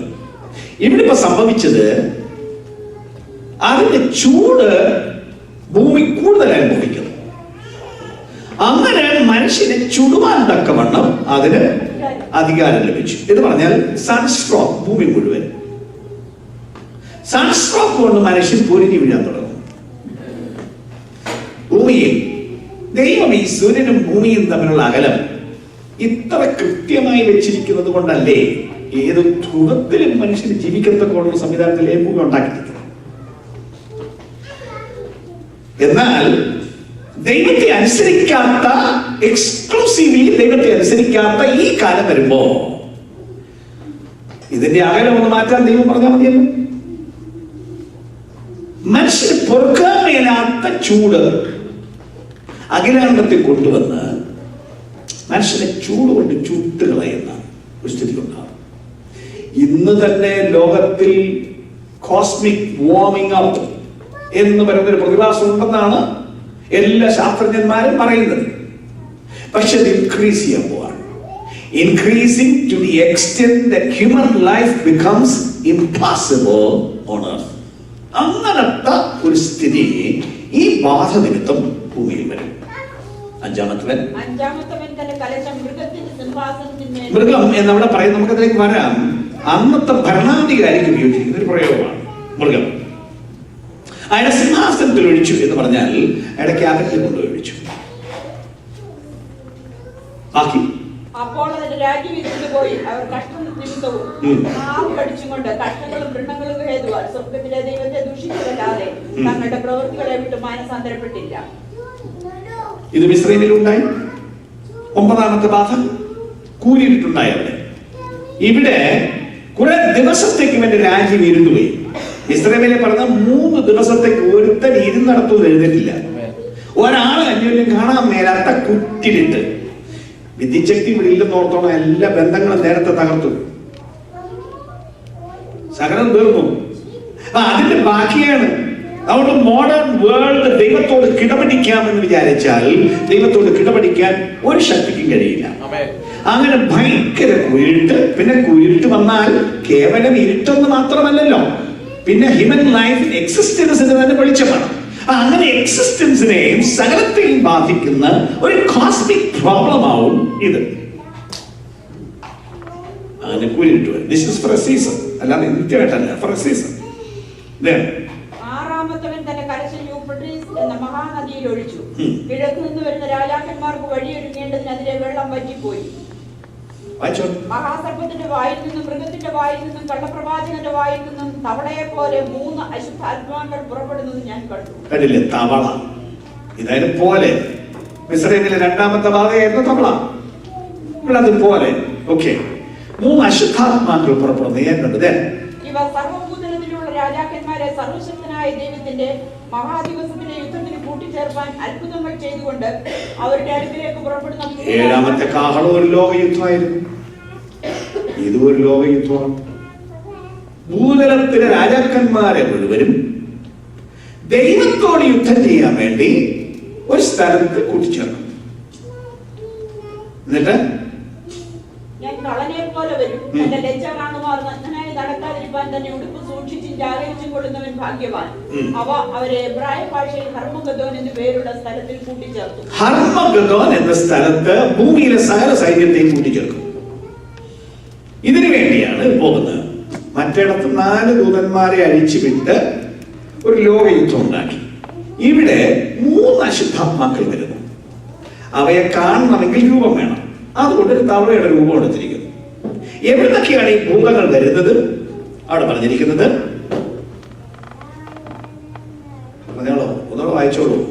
എവിടുന്നൊക്കെയാണ് 3 അശുദ്ധാത്മാക്കൾ വരുന്നതെന്ന് പറഞ്ഞിട്ടുണ്ട്. സർപ്പത്തിന്റെ വായിൽ നിന്നും, മൃഗത്തിന്റെ വായിൽ നിന്നും.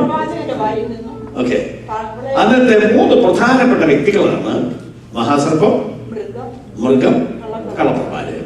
ഇവർ 3 കൂടെ ചേർന്നാണ് പ്രവർത്തിക്കുന്നത്. നമുക്ക് അടുത്ത ദിവസം കാണാം ഇതിന്റെ ചിത്രങ്ങളെല്ലാം. അപ്പൊ ഇവര് 3 കൂടെ ചേർന്നുള്ള ഒരു പ്രവർത്തനമാണ്. ഇവരുടെ ഒരു തൃത്വം എന്ന് പറയാം, ഒരു പൈശാചിക തൃത്വം. ഇവരുടെ 3 പേരുടെ വായിൽ ഓരോ അശുദ്ധാത്മാക്കൾ വരും. 3 പേരും കൂടെ പോയി ഭൂമിയിലെ സകല രാജാക്കന്മാരോട് പറയും യുദ്ധം ചെയ്യാൻ വരാൻ. രാജാക്കന്മാർ എന്ന് പറഞ്ഞാൽ ഇദ്ദേഹത്തിന്റെ കീഴിലെ രാജാക്കന്മാർ, മറ്റേ ചക്രവർത്തി, ബാക്കി രാജ്യങ്ങൾക്ക് രാജാക്കന്മാർ. ഈ രാജാക്കന്മാരോടെല്ലാം ഒരു യുദ്ധത്തിന് വിളിച്ചുകൊണ്ട് വരും. മുമ്പ് പറഞ്ഞ പോലെ ഒന്നുകൂടെ പറയുന്നു, ആരോട് യുദ്ധം ചെയ്യാൻ? യുദ്ധം ചെയ്യാൻ വേറെ ആള്, ആരോട് യുദ്ധം ചെയ്യാൻ വേറെ അങ്ങനെ രാജ്യങ്ങളില്ല. ഇതൊരു ലോക സർക്കാരാണ്. പക്ഷേ അതിനകത്ത് ലോജിക്ക് ചോദിച്ചിട്ട് കാര്യമില്ല. ഭൂതമാണ് വിളിച്ചോണ്ട് വരുന്നത്. ഭൂതത്തിന് ലോജിക്കൊന്നുമില്ല. ഭൂതം പോയി സകല ലോകത്തിൽ നിന്നും സകല സൈന്യത്തെയും കൂട്ടി ഈ ഹർമഗദോൻ എന്ന സ്ഥലത്ത് വരുത്തി. ഹർമഗദോൻ എന്നതൊരു താഴ്വരയാണ്. ഹർമഗദോൻ താഴ്വര കേട്ടിട്ടുണ്ടാവും. ഇസ്രായേലിലുള്ള സ്ഥലം, മൂത്തൊരു താഴ്വര. അതിന് മെഗിദോൻ എന്നും പേര് പറയുന്നു. ഈ ഒരു വലിയ താഴ്വരയിലേക്ക് ലോകത്തിലെ മുഴുവൻ സൈന്യത്തെയും ഒരുമിച്ച് കൊണ്ടുവരാനാണ് ഇവർ പോകുന്നത്. Again, അതിന്റെ പ്രധാനപ്പെട്ട കേന്ദ്രം എവിടെയാണെന്ന് നോക്കണം. പോയിട്ട് കിഴക്ക് നിന്ന് വരുന്ന രാജാക്കന്മാർക്ക് വഴി ഒരുങ്ങേണ്ടതിന് എതിരെ വെള്ളം പറ്റിപ്പോയി. അല്ല, അവിടെ ഉണ്ട്. യൂഫ്രട്ടീസ് എന്ന നദിയിലെ വെള്ളം പറ്റിപ്പോയി. യൂഫ്രട്ടീസ് ആണ് പ്രധാന കേന്ദ്രം. യൂഫ്രട്ടീസ് നദിയിലെ വെള്ളം പറ്റിച്ച കിഴക്ക് നിന്ന് വരുന്ന രാജാക്കന്മാർക്ക് വഴി ഒരുങ്ങേണ്ടതിന്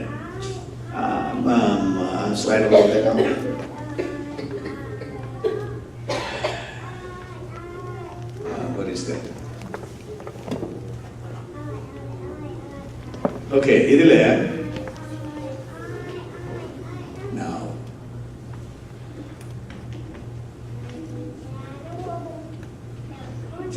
പറയാമോ? ഇവിടെ ഈ ഭാഗം അല്ലേ ഇറാഖ്? This is Iraq. ഇത് എവിടെയാ കാണിച്ചത്? ഇറാഖ്. This one. അപ്പൊ ഇത് യൂഫ്രട്ടീസ് നദി ഇതിലെ ഒഴുകുന്നു. ഈ യൂഫ്രട്ടീസ് നദിയിലെ വെള്ളം പറ്റിക്കുന്നു. എന്തിന്? കിഴക്ക് നിന്ന് വരുന്ന രാജാക്കന്മാർക്ക് വഴിയൊരുങ്ങേണ്ടതിന്. അവരെല്ലാം കൂടി ഇവിടേക്കാണ് യുദ്ധത്തിന് വരേണ്ടത്. ഇവിടെയാണ് പലസ്തീൻ അല്ലെങ്കിൽ ഇസ്രായേൽ. ഇവിടേക്കാണ് യുദ്ധത്തിന് വരേണ്ടത്. അപ്പൊ ഇവിടുത്തെ നദി പറ്റിച്ചിട്ട് കിഴക്ക് നിന്ന് വരുന്ന രാജാക്കന്മാർ, കിഴക്ക് നിന്ന് വരുന്ന രാജ്യങ്ങൾ Iran, Afghanistan, Pakistan, India, Kazakhstan, പട്ടത്ത റഷ്യ എന്ന് പറയുന്ന ഭാഗമല്ല, ഇങ്ങനെ ഈ പറയുന്ന ദേശങ്ങളിലെല്ലാം ഉള്ള രാജാക്കന്മാർ, ചൈന ഉൾപ്പെടെ എങ്ങോട്ട് വരണം? യൂഫ്രട്ടീസ് നദി കടന്ന് പടിഞ്ഞാറോട്ട് വരണം. അപ്പൊ പാലം പണിഞ്ഞ് സൈന്യം വരാൻ നിന്നാൽ എത്രയായാലും പാലം സൈന്യം പണിഞ്ഞെന്ന് പറഞ്ഞാലും കുറച്ച് സമയം എടുക്കും. അപ്പൊ അതിന് ഒരു താമസവും വരാതിരിക്കാൻ നദിയിലെ വെള്ളം ഒന്ന് വറ്റിച്ചിട്ട് സൈന്യം വേഗം കിഴക്ക് നിന്ന് പടിഞ്ഞാറേക്ക് വന്ന് ഇവിടെ വെക്കുന്ന താഴ്വരയിലേക്ക് പോകും. അത്രയും കാര്യവും സ്റ്റോർ ചെയ്തോളാം. നമ്മുടെ പ്രാർത്ഥനത് വേണം. അപ്പൊ അതിന്റെ ഈ പ്രധാനപ്പെട്ട സ്ഥലം യൂഫ്രട്ടീസ് നദിയാണ്.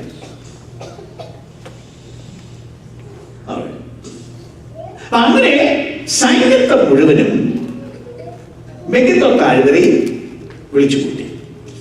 അതാണ് 6ാമത്തെ കലശം. തൽക്കാലം അവിടെ നിൽക്കട്ടെ, എന്നിട്ട് അടുത്തതിലേക്ക് പോവാം. എന്നിട്ട് ഇതിലേക്ക് തിരിച്ചു വരാം.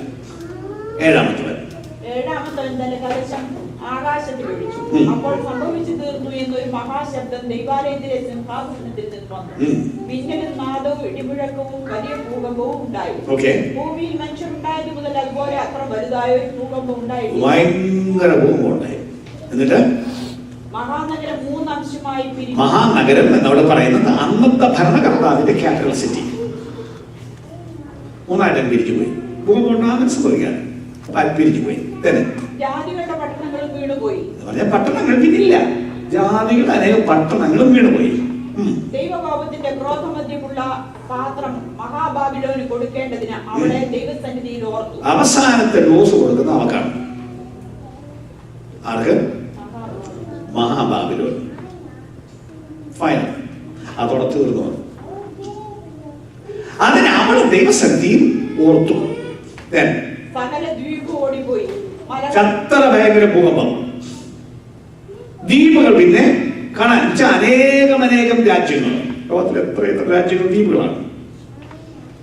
അതൊന്നും പിന്നെ ഇല്ല. പെർട്ടിക്കുലർലി ഈ ദേശങ്ങളുടെ കാര്യം പിന്നെ ഐഡന്റിഫൈ ചെയ്ത് വെച്ച് പിന്നെ പറയാം.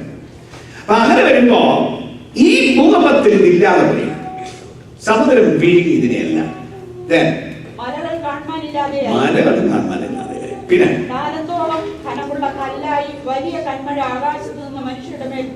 താലന്ത് എന്ന് പറയുന്നത് സാധാരണഗതിയിൽ ഒരു 35 to 40 കിലോഗ്രാമാണ്. അത്ര വലിപ്പമുള്ള കല്ല് ആകാശത്ത് നിന്ന് മനുഷ്യന്റെ മേൽ പെയ്തു. അങ്ങനെ ഒരു കല്ല് നിന്ന് വീണാൽ ഏതെങ്കിലും ഒരു കോൺക്രീറ്റ് സ്ട്രക്ചർ നിലനിൽക്കുമോ? സ്റ്റീൽ സ്ട്രക്ചർ നിൽക്കുമോ? ഇത്ര ഉയരത്തിൽ നിന്ന് വന്നു മുഴുവൻ തകർത്തുകളയും. ഭയങ്കര കൽമഴ ഉണ്ടാവും. ഇസ്രായേലിലുണ്ടായ മാതയിൽ വലിയ കൽമഴ സെയിം തിങ് റിപ്പീറ്റ് ചെയ്യാം. പക്ഷെ അതിന്റെ ഇന്റൻസിറ്റി വളരെ വളരെ കൂടുതൽ. അങ്ങനെ ഒരു ഭൂകമ്പം ഉണ്ടായി, കൽമഴ ഉണ്ടായി. പിന്നെ കൽമഴയുടെ ബാധ ഏറ്റവും വലുതാകൊണ്ട് മനുഷ്യർ ആ ബാധ നിമിത്തം ദൈവത്തെ ദൂഷിച്ചു. എത്ര വന്നാലും പഠിക്കുകയില്ല, മാനസാന്തരത്തിലേക്കില്ല. ചത്തിയത്ത് പോകുന്നവർക്ക് ചാവുന്നുള്ളതേ ഉള്ളൂ. ബാക്കിയുള്ളവർക്ക് ഒരു അനുതാപമോ മാനസാന്തരമോ ഇത്ര വലിയ ബാധകൾ നമുക്കും ഉണ്ടായിട്ടില്ല. കാരണം ഇപ്പൊ രക്ഷിക്കപ്പെടാൻ സമയം കൊടുത്തൊരു അനുസരിച്ചില്ല. രക്ഷിക്കപ്പെടാനുള്ള സമയം വാസ്തവത്തിൽ ഇപ്പോഴാണ്. ദൈവത്തെ സേവിക്കാനുള്ള സമയം ഇപ്പോഴാണ് ഹൃദയം തുറന്നിരിക്കുന്നത്. അന്ന് ഹൃദയം തുറക്കുന്ന നേരമല്ല. എന്നാൽ ഇത്രയും ബാധ നിമിത്തവും ആരും ദൈവത്തെ അനുസരിച്ചില്ല. എന്താണ് ഇവിടെ സംഭവിക്കുന്നത്? അല്പം വിശദീകരണം ഒന്ന് നോക്കിയാൽ 18-ാം അധ്യായത്തിലേക്ക് ഒന്ന് കാര്യം.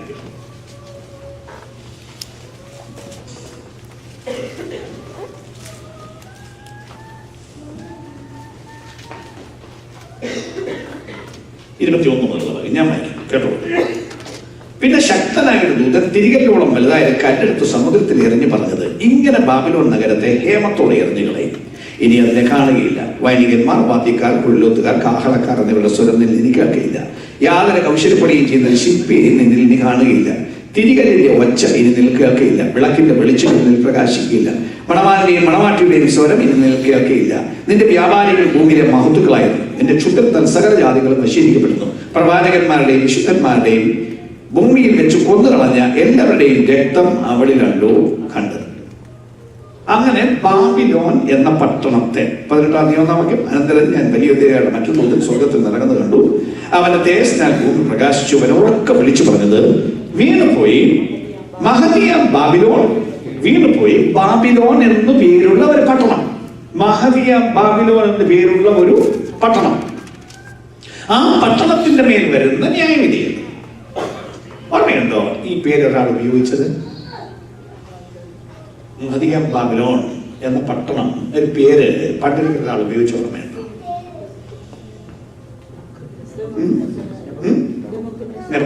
എന്ന് പറഞ്ഞു.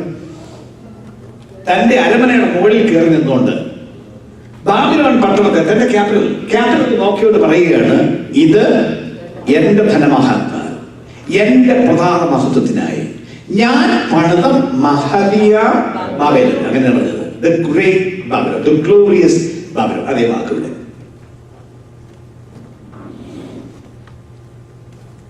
അങ്ങനെ മഹതിയ ബാബേൽ അല്ലയോ എന്ന് പറഞ്ഞ ആ പട്ടണത്തെ, ബാബിലോൺ എന്ന ഈ പട്ടണത്തെ ഒരു ദിവസം കൊണ്ട് ഇല്ലാതെ പട്ടണം മാത്രമല്ല പരിസരങ്ങളുള്ള സകല ദേശങ്ങളെയും രാജ്യങ്ങളെയും ഉന്മൂലനം ചെയ്യും.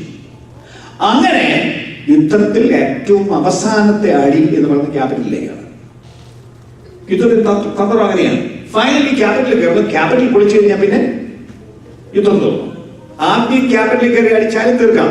പക്ഷെ ദൈവം പതിയെ ചെയ്തേ ഉള്ളൂ. ഇവനെ എല്ലാം കൂടെ പുറത്താക്കണ്ടേ, കുടിയണപ്പുകാരനെ എല്ലാം കൂടെ ഇറക്കി വിടണ്ടേ. അതുകൊണ്ട് ഫൈനൽ സ്റ്റേജിൽ വെച്ചു ക്യാപിറ്റൽ. ഫൈനലി ക്യാപിറ്റലിൽ കയറി അടിച്ചു, ദേശമില്ലാതാക്കി. അങ്ങനെ ഈ വലിയ ബാധ കൊണ്ട് ദൈവകോപം തീർന്നു. Final. Now, let's get back to the 6th. അവിടെ സൈന്യത്തെ ഹർമ്മകത്തിനെ കൊണ്ട് നിർത്തിയതേ ഉള്ളൂ. യുദ്ധം നടന്നിട്ടില്ല. ഒരു സൈന്യം വന്നുകൂടി. ആരോടാ യുദ്ധം ചെയ്യേണ്ടെന്ന് ബോധമില്ല. പൂർവ്വം പിടിച്ചുകൊണ്ട് വന്നാണ്. എല്ലാവരും വന്നുകൂടി. ഭരണാധികാരി ഉൾപ്പെടെ, അന്നത്തെ ടോപ്പ് റൂളർ ഉൾപ്പെടെയാണ് വന്ന് നിൽക്കുന്നത്. സകല രാജാക്കന്മാരുടെ ഭൂമിയിലെ സകല സൈന്യത്തെ കൂട്ടിയിട്ടാണ്. ഭയങ്കര സൈന്യം. വാസ്തവത്തിൽ ആ താഴ്വര തന്നെ മില്യൻസിന് നിൽക്കാവുന്ന ഒരു വലിയ താഴ്വരയാണ്. ലിറ്ററലി ഇന്ന് പോയ ആ ദേശം കാണാം, അത്ര വലിയ താഴ്വരയാണ്. അപ്പൊ അവിടെ കൂടിയ ഈ സൈന്യം അങ്ങോട്ട് വന്ന് നിൽക്കുമ്പോ അടുത്ത സംഭവം വെളിപ്പാട് പുസ്തകം 19-ാം അധ്യായം 11 മുതൽ. അനന്തരം ഞാൻ സ്വർഗ്ഗത്തിൽ വലിയൊരു പുരുഷാരത്തിന്റെ മഹാഘോഷം 11 മുതൽ. അനന്തരം സ്വർഗം തുറന്നിരിക്കുന്നത് ഞാൻ കണ്ടു. ഒരു വെള്ളക്കുതിര പ്രത്യക്ഷമായി. അതിൽ മേലിരിക്കുന്നവന് വിശ്വസ്തനും സത്യവാനും എന്ന് പേർ. അവൻ നീതിയോടെ വിധിക്കുകയും പോരാടുകയും ചെയ്യുന്നു. അവന്റെ കണ്ണ അഗ്നിജ്വാല, തലയിൽ അനേകം രാജകുടികൾ. എഴുതിയിട്ടുള്ള ഒരു നാമവും അവനുണ്ട്. അത് അവനല്ലാതെ ആർക്കും അറിഞ്ഞുകൂടാ. അവൻ രക്തം തളിച്ച് ഉടുപ്പ് ധരിച്ചിരിക്കുന്നു. അവന് ദൈവവചനം എന്ന് പേർ. ആരാണ് ഇറങ്ങി വരുന്നത് നമ്മൾ നോക്കി. ദൈവവചനം എന്ന പേരുള്ള ആൾ. മറ്റനേകം വിശദീകരണങ്ങളും യേശുക്രിസ്തുവിന് മാത്രം ചേരുന്ന വിശദീകരണം. അപ്പൊ മേഘാരൂഢനായി പോയ കർത്താവ്, മേഘത്തിൽ കയറി സ്വർഗത്തിലേക്ക് പോയവന്. വെളിപ്പാട് 1:7. ഇതാ അവൻ മേഘാരൂഢനായി വരുന്നു. ഏത് കണ്ണും അവനെ കുത്തി തുളച്ചവരും അവനെ കാണും എന്ന് പറയുന്നത് പോലെ ലോകം മുഴുവൻ കാണത്തക്കവണ്ണം ഇറങ്ങി വരാൻ പോവാണ്. ആ ഇറങ്ങി വരുന്ന മരമാണ് ഈ വിശദീകരിച്ചിരിക്കുന്നത്. അതിന് വെള്ള കുതിരപ്പുറത്താണ് വരുന്നത്. വെള്ള കുതിര ജയത്തിന്റെ അടയാളമാണ്. ജയാളിയായി യേശു സ്വർഗത്തിൽ നിന്ന് ഇറങ്ങി വരുന്നു.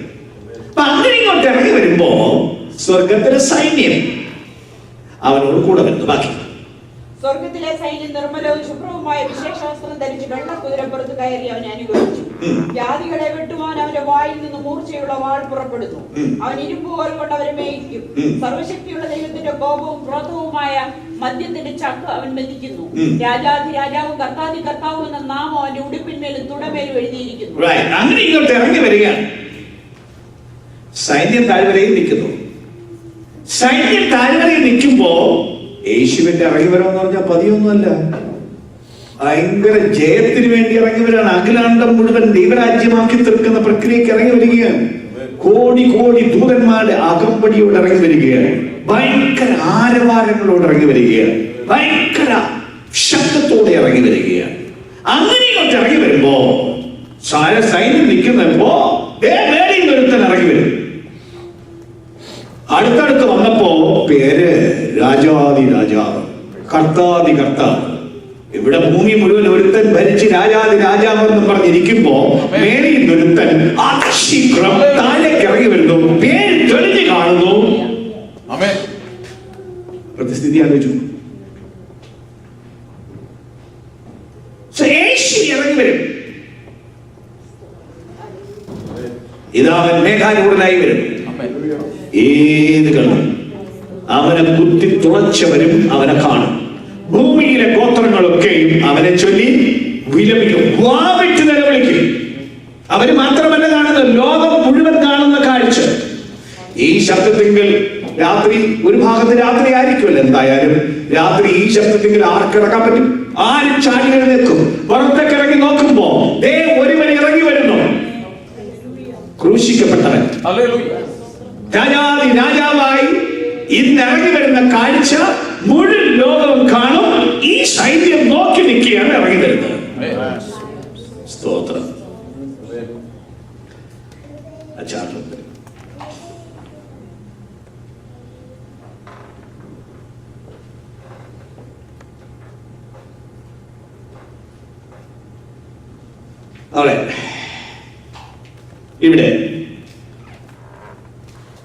ഇവിടെ വെച്ച് യേശു സ്വർഗ്ഗത്തിലേക്ക് പോയി. ഇവിടെ ക്രിസ്തുവിൽ മരിച്ചവർ മുമ്പേ ഉയർത്തെഴുന്നേൽക്കുകയും ജീവനോടെ ശേഷിക്കുന്ന നാം അവരോടൊരുമിച്ച് ആകാശത്തിൽ കർത്താവിനെ എതിരേൽപ്പാൻ മേഘങ്ങൾ എടുക്കപ്പെടും. ക്രിസ്തു മേളിൽ താഴ്ത്തു വരും. വിശുദ്ധന്മാർ ഇവിടെ നിന്ന് ഉയർത്തും രൂപാന്തരപ്പെട്ടും ആകാശത്തിൽ കർത്താവിനെ എതിരേൽപ്പാൻ മേഘങ്ങളിൽ പോകും.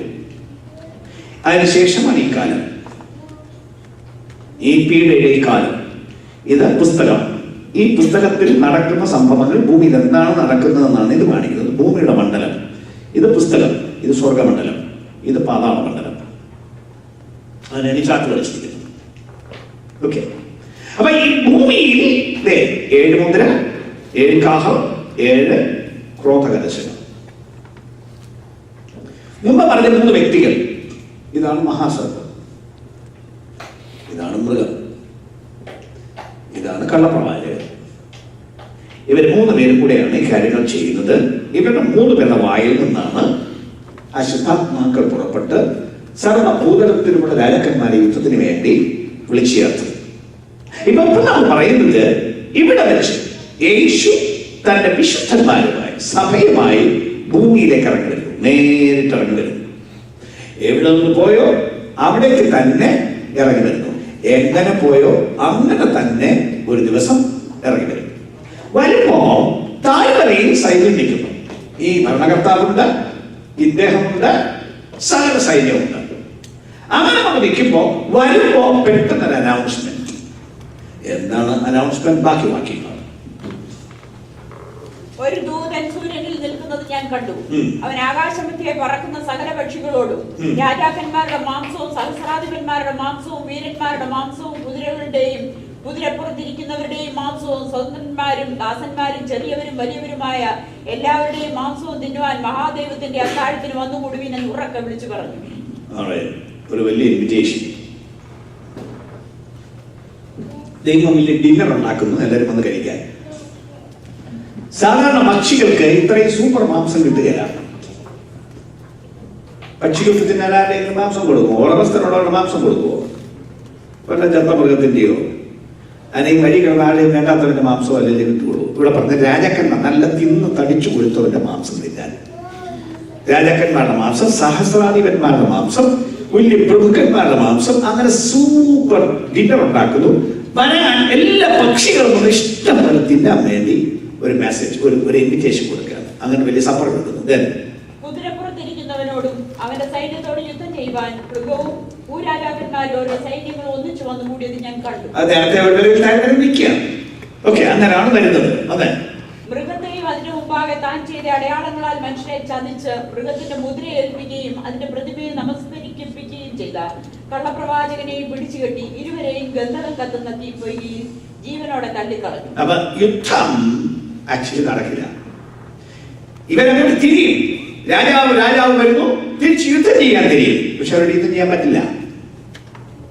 യുദ്ധം ചെയ്യാന്ന് പറഞ്ഞാൽ വെടിവെക്കണം, അല്ലെങ്കിൽ ബോംബിടണം, വല്ലതൊക്കെ ചെയ്യണം. പക്ഷെ വന്നിരിക്കുന്നവരുടെ ശരീരത്തിൽ ഇത് കൊള്ളുകയില്ല. ഇവരെല്ലാം മരിച്ചവരിൽ ഉയർത്തെഴുന്നേറ്റ് സ്വർഗശരീരധാരികളാണ്. അപ്പൊ സ്വർഗശരീരധാരികളിലേക്ക് വെടികൊണ്ട കൊള്ളുകയില്ല.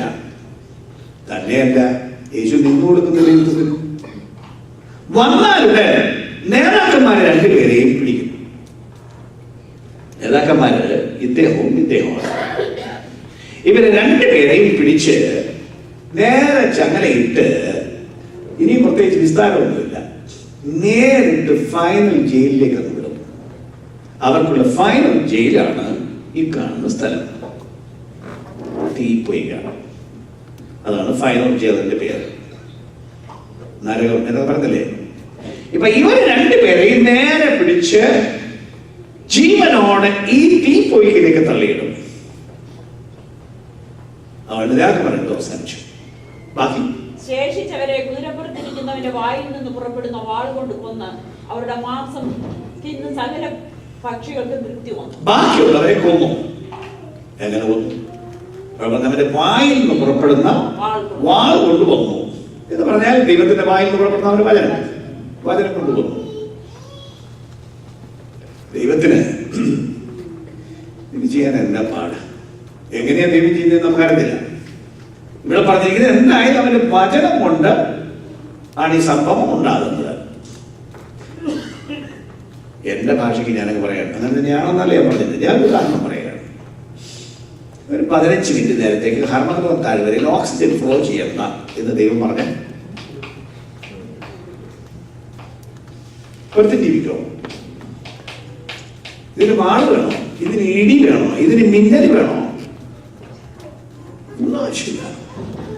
അപ്പൊ സംഭവിക്കുന്നത് മൊത്തം സൈന്യത്തെയും അഖിലാണ്ടത്തിലുള്ള മുഴു സൈന്യത്തെയും ഇതോടെ നശിപ്പിക്കുന്നു.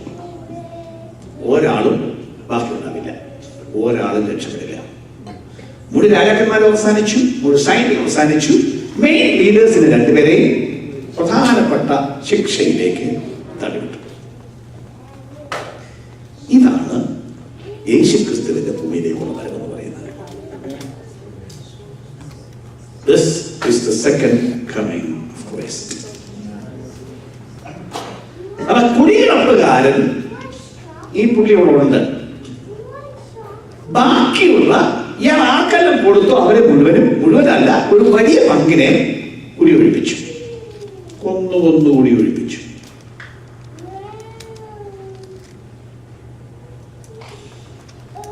ഇയാളുണ്ട്, ഇയാൾക്ക് സംഭവിക്കും. 20-ാം അധ്യായം 1 മുതൽ 3 വരെയുള്ള വാക്യം. അനന്തരം ഒരു ദൂതൻ അഗാധത്തിന്റെ താക്കോലും ഒരു വലിയ ചങ്ങലയും കയ്യിൽ പിടിച്ചുകൊണ്ട് സ്വർഗത്തിൽ നിന്നിറങ്ങുന്നത് ഞാൻ കണ്ടു. അവൻ പിശാചും സാത്താനും എന്ന് ഉള്ള പഴയ പാമ്പായ മഹാസർപ്പത്തെ പിടിച്ച് 1000 ആണ്ടേക്ക് ചങ്ങലയിട്ടു.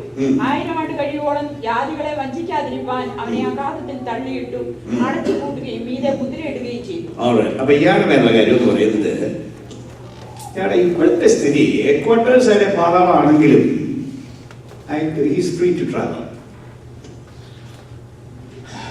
ഓർമ്മയില്ലേ യോബിന്റെ കാര്യത്തിന് ഇയാളുടെ സുഖത്തിന്റെ ദൈവത്തിലേക്ക് ചെന്നു. ഇവൻ യോശുവയെ കുറിച്ച് കുറ്റം പറയാൻ, പഴയ യോശുവല്ല, മഹാപുരോഹിതൻ യോശുവ എന്ന് പറഞ്ഞ ആള്, അദ്ദേഹത്തെ കുറിച്ച് കുറ്റം പറയാൻ ദൈവത്തിന് മുമ്പാ പോയി. അപ്പൊ ഈ പുള്ളിക്ക് ഇടയ്ക്കിടയ്ക്ക് ഇങ്ങനെ ട്രാവൽ ചെയ്യാം. ഞാൻ ഒരു സ്ഥലത്ത് ഇയാൾ സർവീസ് വേണ്ടിയല്ല, സ്പെഷ്യൽ ആവശ്യം ഇവിടെ കിച്ചണറിൽ ഉണ്ടായാൽ പുള്ളി ഇവിടെ വരും. അപ്പൊ അപ്പോഴത്തേക്ക് വേറൊരു ആവശ്യം ന്യൂയോർക്കിൽ വന്നാൽ അവിടെ പോകും. അപ്പോഴത്തേക്ക് ഡൽഹിയിൽ ഒരു മേജർ ഇവന്റ് നടക്കണമെന്നുണ്ടെങ്കിൽ അവിടെ പോകും. കാരണം ഇയാളാണ് ഇതിന്റെ ലീഡർ. ഇയാൾ വാസ്തവത്തിൽ ഇടയ്ക്കിടയ്ക്ക് പാർലമെന്റ് കൂടും. ഇയാളെ പാർലമെന്റ് ഹെഡ്ക്വാർട്ടേഴ്സിൽ ഉള്ള അവരുടെ സെയിം മേജർ ആളുകളെ, അതാ ദേശത്തിന്റെ ആളുകളെ വിളിച്ചു കൂട്ടി പാർലമെന്റ് കൂടും. അതായത് സ്ഥിര ബിസിനസ്സാണ്. പക്ഷെ ഇതൊത്തിരി പേർക്ക് അറിയില്ല ഈ പാർലമെന്റ് കൂടുമെന്ന് ഉള്ളത്. Is very organised. അങ്ങനെ ചിലപ്പോഴേ നിങ്ങൾക്കെതിരെ, ചിലപ്പോൾ സഭയ്ക്കെതിരെ ഒരു മേജർ സാധാരണ ഇവന്റിന് അയാൾ വരത്തില്ല, അതിന് വേറെ ജൂനിയേഴ്സ് ഇഷ്ടം പോലെ ഉണ്ട്. എന്നാൽ മേജർ എന്റർപ്രൈസ് വരുമ്പോൾ ഇയാളോടെ പോകും. മേജർ പ്ലാനിങ്ങിന് വലിയൊരു യോഗം നടക്കുന്നു. അപ്പം അയാൾ പൊളിക്കട്ടെ. ഒരു സഭ അത് നല്ല പോലെ അങ്ങ് വളർന്ന് ത്രൈവ് ചെയ്ത് പോവാണ്. അപ്പം അത് പൊളിക്കണം. അപ്പൊ അതിനൊക്കെ സ്പെഷ്യൽ ആവശ്യത്തിന് ദിനചര്യ ചെമ്മ വെച്ച് പദ്ധതികൾ തയ്യാറാക്കും. പദ്ധതികൾ തയ്യാറാക്കുമ്പോ ഭൂമിയിൽ കുറെ മനുഷ്യരുണ്ട്. ഇയാളെ പാതാളത്തിന്റെ പദ്ധതികൾ അറിയുന്ന കുറെ മനുഷ്യർ ഭൂമിയിലുണ്ട്. അപ്പൊ അവർക്ക് ചിലർക്കൊരു സ്വപ്നം ഉണ്ടാവും, ഒരു ദർശനം ഉണ്ടാവും. ഇയാളൊരു കാര്യം പ്ലാൻ ചെയ്തിരിക്കുന്നു. അപ്പൊ ഇയാളത് മാത്രമല്ല, ഇയാളുടെ ജൂനിയേഴ്സ് ചെയ്യുന്നതും ചിലപ്പോൾ വെളിപ്പെടുത്തി കൊടുക്കും. നിങ്ങൾക്കെതിരെ ഒരു കാര്യം പ്ലാൻ ചെയ്തു. നിങ്ങൾ സ്വപ്നം പല കണ്ടിട്ടില്ലേ? പിശാച് വന്ന് ശല്യം ചെയ്യുന്നതായിട്ട് സ്വപ്നം കണ്ടിട്ടില്ലേ? നിങ്ങൾ എന്തോ ചെയ്തിട്ടുണ്ട് അങ്ങനെ ഉള്ള കാര്യം ചെയ്യും. അങ്ങനത്തെ കാര്യം കണ്ടപ്പോ വാട്ട് ഡിഡ് യു ഡു? പ്രാർത്ഥിക്കും. എന്താ പ്രാർത്ഥിക്കും? പ്രാർത്ഥിക്കും. എന്താണ് പ്രാർത്ഥന? ദൈവമേ, നീ ഇതൊന്ന് പ്രവർത്തിക്കണേ. അവിടെ നമ്മൾ പ്രാർത്ഥിക്കും. ശരി. എന്നിട്ട് അത് വരാൻ നമ്മൾ പ്രതീക്ഷിച്ചിരിക്കും. കാരണം സ്വപ്നം കണ്ടതായത് സംഭവിക്കും. അപ്പൊ ഇയാൾ വന്ന് നമുക്ക് ഇടി തരാനായിട്ട് നമ്മളിങ്ങനെ നോക്കിയിരിക്കും. അയാൾ വന്ന് ഇടിച്ചിട്ട് മുറിച്ചു പോകും. ഇതാണ് ഒത്തിരി പേർക്ക് സംഭവിക്കുന്നത്. ബഹുഭൂരിപക്ഷം പേർ സ്വപ്നം കണ്ടിട്ട് സ്വപ്നം നടക്കണം. ഇതാണ് ആളുകളുടെ ചിന്ത. എന്നാൽ ഈ major events these are all determined. This is eternal. കാരണം ഇവരെ തന്നെ തകർക്കാൻ വേണ്ടിയുള്ള ദൈവത്തിന്റെ പരിപാടികൾ, നമുക്കെതിരെയുള്ള പരിപാടികൾ, സഭയ്ക്കെതിരെയുള്ളതുണ്ട്, വ്യക്തികൾക്കെതിരെയുള്ളത്, ഇങ്ങനെയുള്ള പരിപാടികളുണ്ട്. ഇത് ചെയ്താൽ വാസ്തവത്തിൽ നിങ്ങളെ അറിയിക്കുന്നത്, എന്റെ ഭാഷയ്ക്ക് പറഞ്ഞാൽ, അതിന് മണ്ടയ്ക്ക് പോകുമ്പോഴാണ്. പാർലമെന്റ് കൂടി ഇരിക്കുമ്പോ തന്നെ ഒരു ബോംബ് അതിന്റെ മണ്ടക്കിടണം. അവരെ നമ്മളെ പൊട്ടിക്കാൻ പറ്റില്ല, അവന്റെ പദ്ധതിയെ പൊട്ടിച്ചത് പ്ലാൻ ചെയ്തത് മുഴുവൻ ശൂന്യമാക്കി കളയാം. സ്തോത്രം. നിങ്ങളെനിക്ക് ഞാൻ എന്താ പറയുന്നത്? ഞങ്ങളുടെ ഈ ചെറിയ പറയാം, ഞങ്ങൾ ഈ പുള്ളിയുമായിട്ട് നേരിട്ടുള്ള വഴക്കിലാണ്. ഡിക്ലെയർഡ് വാറാണ്. പുറകെ കൊണ്ടൊന്നും അടിയല്ല, നേരിട്ട് വരും. അടിയാന്ന് പറഞ്ഞാൽ അടിക്കും.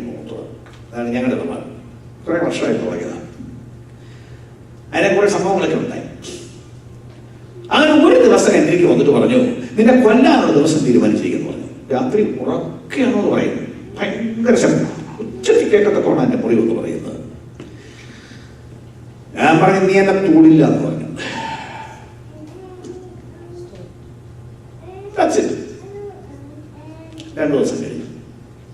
രണ്ടു ദിവസം കഴിഞ്ഞപ്പോൾ എനിക്ക് വന്നിട്ട് പറഞ്ഞു, ഇതുപോലെ ഉറക്കം എന്ന് പറഞ്ഞു, നിന്റെ തൊണ്ട ഞാൻ അടപ്പിക്കുമെന്ന് പറഞ്ഞു.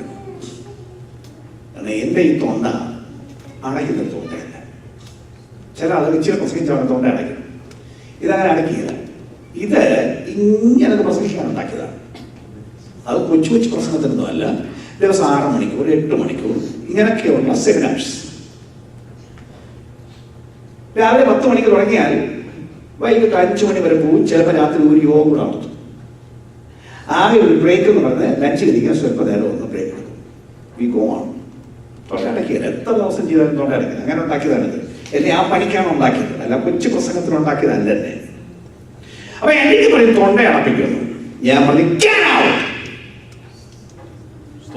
ആള് പോയി. അല്ലെങ്കിൽ എന്നേ എന്റെ തൊണ്ടയ്ക്ക് കുഴപ്പമെന്ന് ഞാൻ ചത്തേരുന്നു. ഇയാള് പ്ലാൻ ചെയ്തപ്പോ ബോംബിടാൻ എനിക്ക് വന്നപ്പോ ഞങ്ങൾ ചെയ്യുന്നത്, ഞങ്ങൾ രണ്ടുപേരും കൂടെ, അതിനെ ഞങ്ങൾ രണ്ടും കൂടെ യാത്ര ചെയ്യുന്നു. ഈ യുദ്ധം തനിയല്ല ചെയ്യുന്നത്.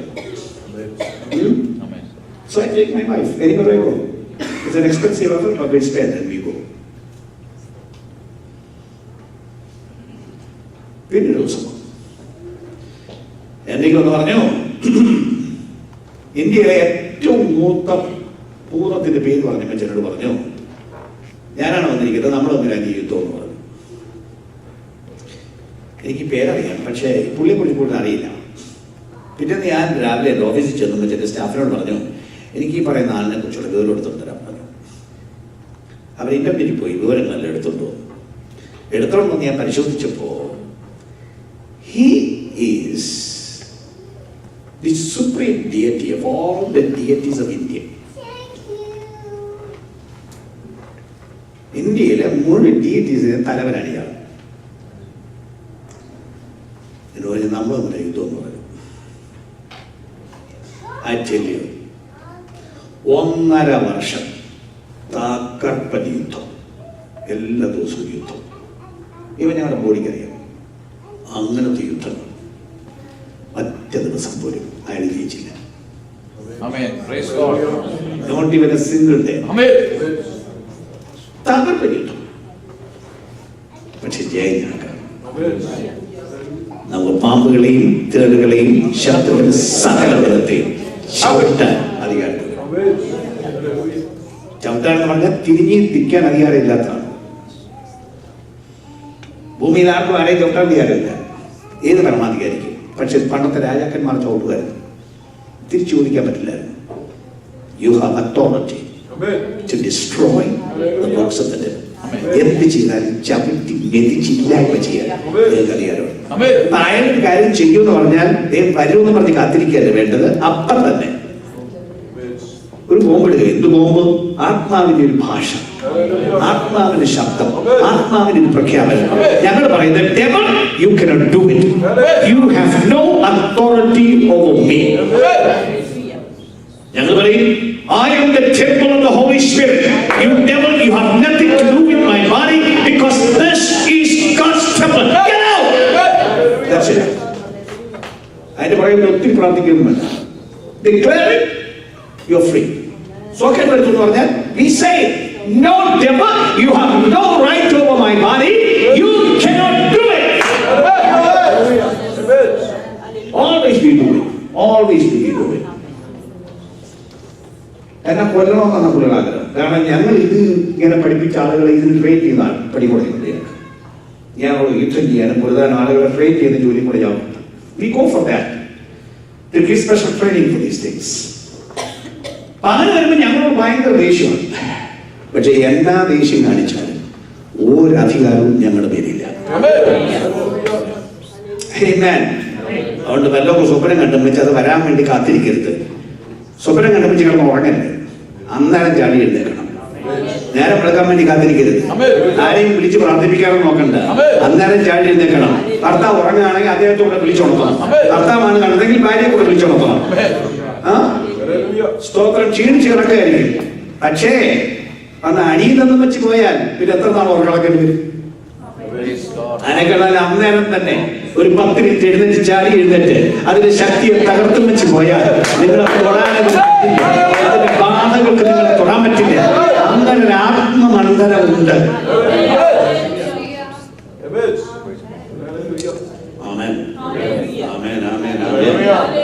നിങ്ങൾ അറിയണം, രക്ഷിക്കപ്പെട്ട ദൈവത്തെ സേവിക്കുന്ന വിശുദ്ധിയോടെ ജീവിക്കുന്ന ദൈവപൈതലിന്റെ മേലെ ഒരു അധികാരമില്ല. പക്ഷെ പേടിപ്പിക്കപ്പെടും. നിങ്ങൾക്ക് ഇതിനെ പ്ലാനിങ്ങിന് കൊണ്ടുവരും. ഒരുപാട് പദ്ധതി പ്ലാൻ ചെയ്യും. നിങ്ങളുടെ മണ്ഡലമാണ് ജയിക്കേണ്ടത്, നിങ്ങളുടെ ജോലിയാണ് ജയിക്കേണ്ടത്. പേടിച്ചു പോയോ നിങ്ങളെ ഇടിച്ചു പറ്റും. ഒരു സെക്കൻഡ് നേരത്തേക്ക് പിശാചിനെ പേടിക്കരുത്. ഒറ്റ സെക്കൻഡ് നേരത്തെ നിങ്ങളുടെ വീട്ടിലെ കൊച്ചു കുഞ്ഞു അറിയണം നിങ്ങളുടെ കുഞ്ഞിന്റെ മേൽ പിശാചിന് അധികാരം ഇല്ലെന്ന്. നിങ്ങളുടെ കുഞ്ഞിനെ അത് പറഞ്ഞ് പഠിപ്പിച്ചിരിക്കണം. അതിനകത്ത് സിസ്റ്റത്തിൽ എഴുതിയിടണം, ഭൂതമേ നിനക്ക് എന്റെ മേൽ അധികാരം ഇല്ല.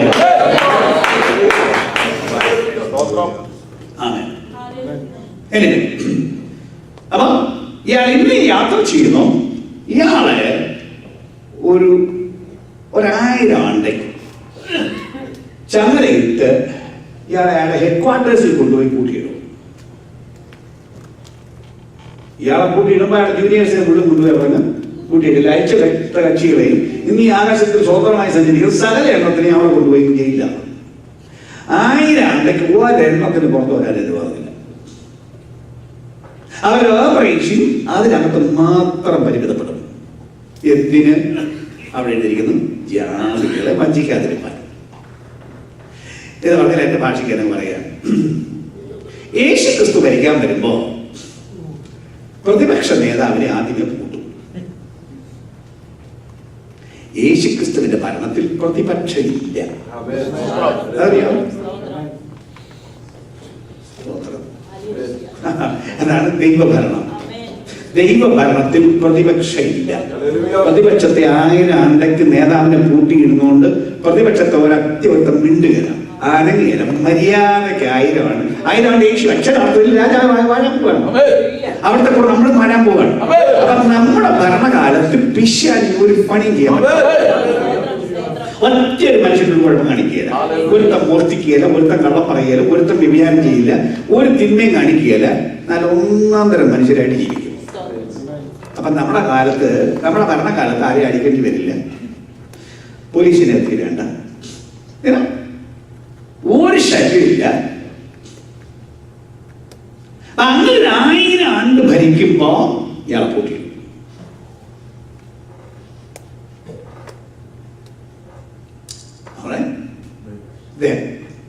അത് കഴിഞ്ഞാൽ എന്ത് സംഭവിക്കും?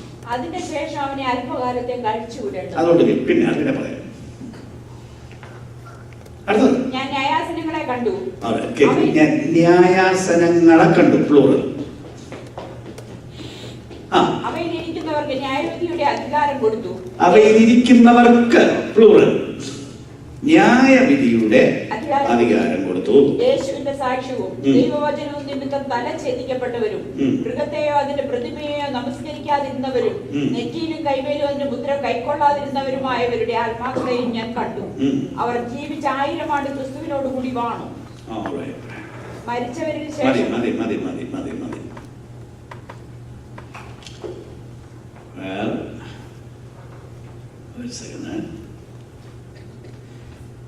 എന്താ വായിച്ചത്? ന്യായാസനങ്ങളെ കണ്ടു. അവയിലിരിക്കുന്നവർക്ക് ന്യായവിധിയുടെ അധികാരം കൊടുത്തു. യേശുവിന്റെ സാക്ഷ്യവും ഇരിക്കുന്നവർക്ക് ന്യായവിധിയുടെ അധികാരം. ന്യായാസനങ്ങളെ കണ്ടു, അവയിലിരിക്കുന്നവർക്ക്. ഞാൻ പറഞ്ഞ പ്ലൂറലാണ്, യേശുവിനെ കുറിച്ചല്ല പറയുന്നത്. അങ്ങനെ കുറച്ച് പേര് ന്യായാസനങ്ങളിൽ ഇരിക്കുന്നു. മത്തായി സുവിശേഷം 19:28 വാക്യം, 1 കൊരിന്ത്യർ 6:2 വാക്യം, 3 വാക്യം, വെളിപ്പാട് പുസ്തകം 2 26 വാക്യം, 27 വാക്യം. മത്തായി 19:28 പത്രോസ് ചോദിക്കുന്നു, ഞങ്ങൾ സകലം വിട്ട് നിന്നെ അനുഗമിച്ചു, ഞങ്ങൾക്ക് എന്ത് കിട്ടും? മറുപടി, എന്നെ അനുഗമിച്ചിരിക്കുന്ന നിങ്ങൾ പുനർജന്മത്തിൽ മനുഷ്യപുത്രൻ തന്റെ മഹത്വത്തിന്റെ സിംഹാസനത്തിൽ ഇരിക്കുമ്പോൾ നിങ്ങൾ 12 സിംഹാസനത്തിലിരുന്ന് ഇസ്രായേൽ ഗോത്ര 12നും ന്യായം വിധിക്കുമെന്ന് ഞാൻ സത്യമായിട്ട് നിങ്ങളോട് പറയുന്നു. പുതിയ നിയമ ജനമാണ്, ഇസ്രായേൽ ഗോത്രങ്ങളെ ന്യായം വിധിക്കും. Can you imagine the rights and the privileges of the church? അവരാണ് പണ്ടത്തെ കൂടിയ ആളുകൾ. ഈ 12 അപ്പോസ്തലന്മാർ പറയാം, നിങ്ങൾ 12 ഇസ്രായേൽ ഗോത്രത്തിനെയും ന്യായം വിധിക്കും. 1 കൊരിന്ത്യർ 6:2 വിശുദ്ധന്മാർ ലോകത്തെ വിധിക്കുമെന്ന് അറിയുന്നില്ലയോ? നമുക്ക് തന്നിരിക്കുന്ന അധികാരമാണ് ലോകത്തെ വിധിക്കുക, ലോകത്തെ ന്യായം വിധിക്കുക, ലോകത്തെ ഭരിക്കുക. 3 വാക്യം, ലോകത്തെ നിങ്ങൾ വിധിക്കുമെങ്കിൽ ഏറ്റവും ചെറിയ സംഗതികളെ വിധിപ്പാൻ നിങ്ങൾ അയോഗ്യരോ? അടുത്ത വാക്യം, നാം ദൂതന്മാരെ വിധിക്കുമെന്ന് നാം ദൂതന്മാരെ വിധിക്കും. ഏത് ദൂതന്മാരെ? വിശുദ്ധ ദൂതന്മാരെ അല്ല, പാപം ചെയ്ത ദൂതന്മാരെ ഇല്ലേ, അവരെ വിധിക്കാനുള്ള അധികാരം പോലും വിശുദ്ധന്മാർ കൊടുത്തു. ഹല്ലേലൂയ. അപ്പൊ വിളിച്ചിരിക്കുന്ന വിളിയുടെ വലിപ്പം ഒന്ന് ആലോചിക്കണം. ഇത് വല്ലോ മനുഷ്യൻ മനസ്സിലാക്കുന്നു. രക്ഷിക്കപ്പെട്ടു പള്ളി വരുന്നു, ഒരു പരുവത്തിന് വരണം. സ്തോത്രം. സൗകര്യപ്പെടുന്ന പോലെ പാട്ടൊക്കെ പാടണം. മിക്ക പേര് ഞായറാഴ്ച ഒരു ദിവസം കൊണ്ട് തീർക്കുന്നവരാ. അത് വന്നാലും നേരെ പേര് പാട്ട് പാടാൻ മിക്ക പേർക്കും പറ്റത്തില്ല. പലരും സമയത്തും കാലത്തും വരത്തുമില്ല. വന്നിട്ട് ഈ ഓളപ്പം പാട്ടും ഒക്കെ പാടി ഞാനൊക്കെ പോയാൽ, എന്റെ പൊന്ന് സഹോദരങ്ങളെ, നിങ്ങളെ വിളിച്ചിരിക്കുന്ന വിളിയുടെ വലിപ്പം ഒന്ന് അറിഞ്ഞു നോക്കണം. ഇത്രയും വലിയ കാര്യത്തിനാണ് വിളിച്ചതെങ്കിൽ അതിനൊക്കെ ഒരു എക്സൈറ്റ്മെന്റ് വേണം. IAS പഠിക്കാൻ പോകുന്നവൻ ഓളപ്പനല്ലോ IAS പഠിക്കാൻ പറ്റുമോ?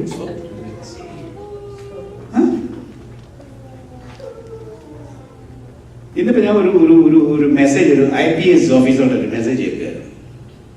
ഒരാൾ അയച്ച അയാള് പറയണ അയാളെ കൂട്ടുകാരുടെ കൂടെ പഠിച്ച കാലത്ത് അത്രയാകുമ്പോ അമ്മ ഞാൻ ഉറങ്ങാൻ പോകും. നിങ്ങൾ ഉറങ്ങിക്കും. അയാളുടെ ഭാര്യ പറഞ്ഞാൽ 5:30 പുറപ്പിന്റെ കീഴിൽ നിന്ന് ഇങ്ങനെ പൊങ്ങി വന്നും വെച്ച് നോക്കുമ്പോ ഇയാൾ ഇവിടെ നിന്ന് പഠിക്കുക. ഇവിടെ താൻ ഉറങ്ങിയില്ലേ? ഇല്ല. അടുത്ത അയാള് ഈ കേരളത്തിൽ എന്ത് ചെയ്ത ഒരാഴ്ച ആ പഠിത്തം പഠിച്ചെങ്കിലല്ലേ അവന് ഈ പണി ചെയ്ത് പറ്റുള്ളൂ. ദൈവത്തിന്റെ ജനത്തിന് വലിയ അധികാരമുണ്ടെന്ന് അറിഞ്ഞാൽ ആ അധികാരത്തിന് പോകത്തക്കമുള്ള ജീവിതം ഇവിടുത്തെ ജീവിതത്തിൽ വേണ്ടേ? ആമേൻ. ആത്മീക ജീവിതത്തിന്റെ സീരിയസ്നെസ് അറിയാം. You are called to reign as kings and judges. Even ഈ കൂടിയ ആളുകൾ, ഈവൻ ദൂതന്മാരെ വിധിക്കാൻ, ഈ ദുർഭൂതങ്ങൾ ഇത്രയും ശല്യം ചെയ്തുകൊണ്ട് ഭൂമിയിൽ നടക്കുന്നല്ലോ, എത്രയെത്ര മനുഷ്യരെയാണ് അവർ വീഴ്ച കളഞ്ഞത്. നിങ്ങൾക്ക് എന്തുമാത്രം തകരാറ് വരുത്താൻ അവൻ കഠിനമായി ശ്രമിച്ചു. അവരെ വിധിക്കാൻ പോലും നിങ്ങൾക്ക് അധികാരമുണ്ടെന്ന് അറിയാമെങ്കിൽ ആത്മമണ്ഡലത്തിന്റെ ഗൗരവപ്രകാരം സേവിക്കേണ്ടതാണ്. എന്നിട്ട് സകല അലസതകളും വിട്ടുകളഞ്ഞ് റിയലി പ്രോഫസി പഠിക്കുക എന്ന് പറയുന്നത് വെരി ഇമ്പോർട്ടന്റ്. സഭയിലെ ഉണർവ് പ്രസംഗം മാത്രം കേട്ടും വെച്ച് പോയാൽ അത് പൊങ്ങുമ്പോൾ പൊങ്ങും, നിങ്ങൾ പൊങ്ങും, അത് പോകുമ്പോൾ നിങ്ങൾ താഴെ പോകും. അവിടെയല്ല ജീവിക്കേണ്ടത്. ഇത് ഭൂമി ഇളകിയെന്ന് പറഞ്ഞാലും സ്വർഗമണ്ഡലത്തിൽ നിൽക്കേണ്ടതാണ്. എല്ലാം കൂടെ താഴെ വീണെന്ന് പറഞ്ഞാലും നിങ്ങൾ താഴെ വീഴാതെ ആത്മമണ്ഡലത്തിൽ ജീവിച്ച് ദൈവത്തിന്റെ മഹത്വപ്രകാരം ജീവിക്കേണ്ടവരാണ് ദൈവത്തിന്റെ ജനം. അത് ആത്മജീവിതത്തിന്റെ ഗുരുവറിയാണ്. ആമേൻ. So you are called to reign with Christ. ന്യായസ്ഥിരങ്ങൾ ന്യായീകരിക്കുന്ന അധികാരം കൊടുത്തു. യേശുവിന്റെ സാക്ഷ്യവും ദൈവവചന നിമിത്തം തല ഛേദിക്കപ്പെട്ടവരും മൃഗത്തെയോ അതിന്റെ പ്രതിമയോ നമസ്കരിക്കാതിരുന്നവരും നെറ്റിയിലും കൈമയിലും അതിന്റെ മുദ്രം കൈക്കൊള്ളാതിരുന്നവരുമായവരുടെ ആത്മാക്കളെയും ഞാൻ കണ്ടു. അത് ഈ കാലത്തെ ആളുകളുടെ കാര്യമാണ് പറയുന്നത്. ഈ മൃഗയുടെ മുദ്രയേൽക്കാനുള്ളത് ഈ കാലത്ത്, ഇയാളുടെ ഭരണകാലത്ത്. ഇവിടെ കുറെ ആളുകൾ കൊല്ലപ്പെട്ടു. ഓർമ്മയില്ല 5ാമത്തെ മുദ്ര പൊട്ടിച്ചപ്പോ അറക്കപ്പെട്ടവരെ ആത്മാക്കളെ യാഗപീഠത്തിന്റെ കീഴിൽ കണ്ടു എന്നൊന്ന് വായിക്കുന്നില്ലേ? അങ്ങനെ കുറെ ആളുകൾ കൊല്ലപ്പെട്ടു. അവർ മാത്രമല്ല, വേറെ ഒത്തിരി പേര് കൊല്ലു. ഇവരുടെ എല്ലാം ആത്മാക്കളെ ഞാൻ കണ്ടു എന്നല്ലേ വായിക്കുന്നത്. ആത്മാക്കളെ ഞാൻ കണ്ടു. എന്നിട്ട് അവർ ജീവിച്ച 1000 ആണ്ട് ക്രിസ്തുവിനോട് കൂടി. അപ്പൊ യേശു സ്വർഗത്തിൽ നിറഞ്ഞു വരുന്ന ഈ നേരം ഈ ആളുകളെല്ലാം ഉയർത്തെഴുന്നേൽക്കും. ബാക്കി വായിച്ചു എന്നിട്ട് പറയാം. മരിച്ചവരിൽ ശേഷമുള്ളവർ 1000 ആണ്ട് കഴിയുവോളം ജീവിക്കും. ബാക്കി കുറെ പേരുണ്ട്, അവർ 1000 ആണ്ട് കഴിഞ്ഞു. ഇതാണ് 1000 ആണ്ട് ഇവിടുത്തെ ഈ കാലം. ഇത് ഈ 1000 ആണ്ട് കഴിയുമ്പോളം ജീവിച്ചില്ല. പിന്നെ ഇത് ഒന്നാമത്തെ പുനരുത്ഥാനം. ഇവിടെ പിന്നെ ഒന്നാമത്തെ പുനരുത്ഥാനത്തിൽ പങ്കുള്ളവൻ ഭാഗ്യവാനും വിശുദ്ധനുമാകുന്നു. അവരുടെ മേൽ രണ്ടാം മരണത്തിന് അധികാരമില്ല. അപ്പൊ ഇവിടെ ഒരു പുനരുത്ഥാനം നടക്കുന്നു. ഇതിന്റെ പേര് ഒന്നാമത്തെ പുനരുത്ഥാനം. അപ്പൊ ഇതെന്താ? ഇവിടെ ക്രിസ്തുവിന് മരിച്ച മുമ്പേ അവർ സ്വർഗത്തിലേക്ക് പോയില്ലേ? അപ്പൊ അതെന്താ?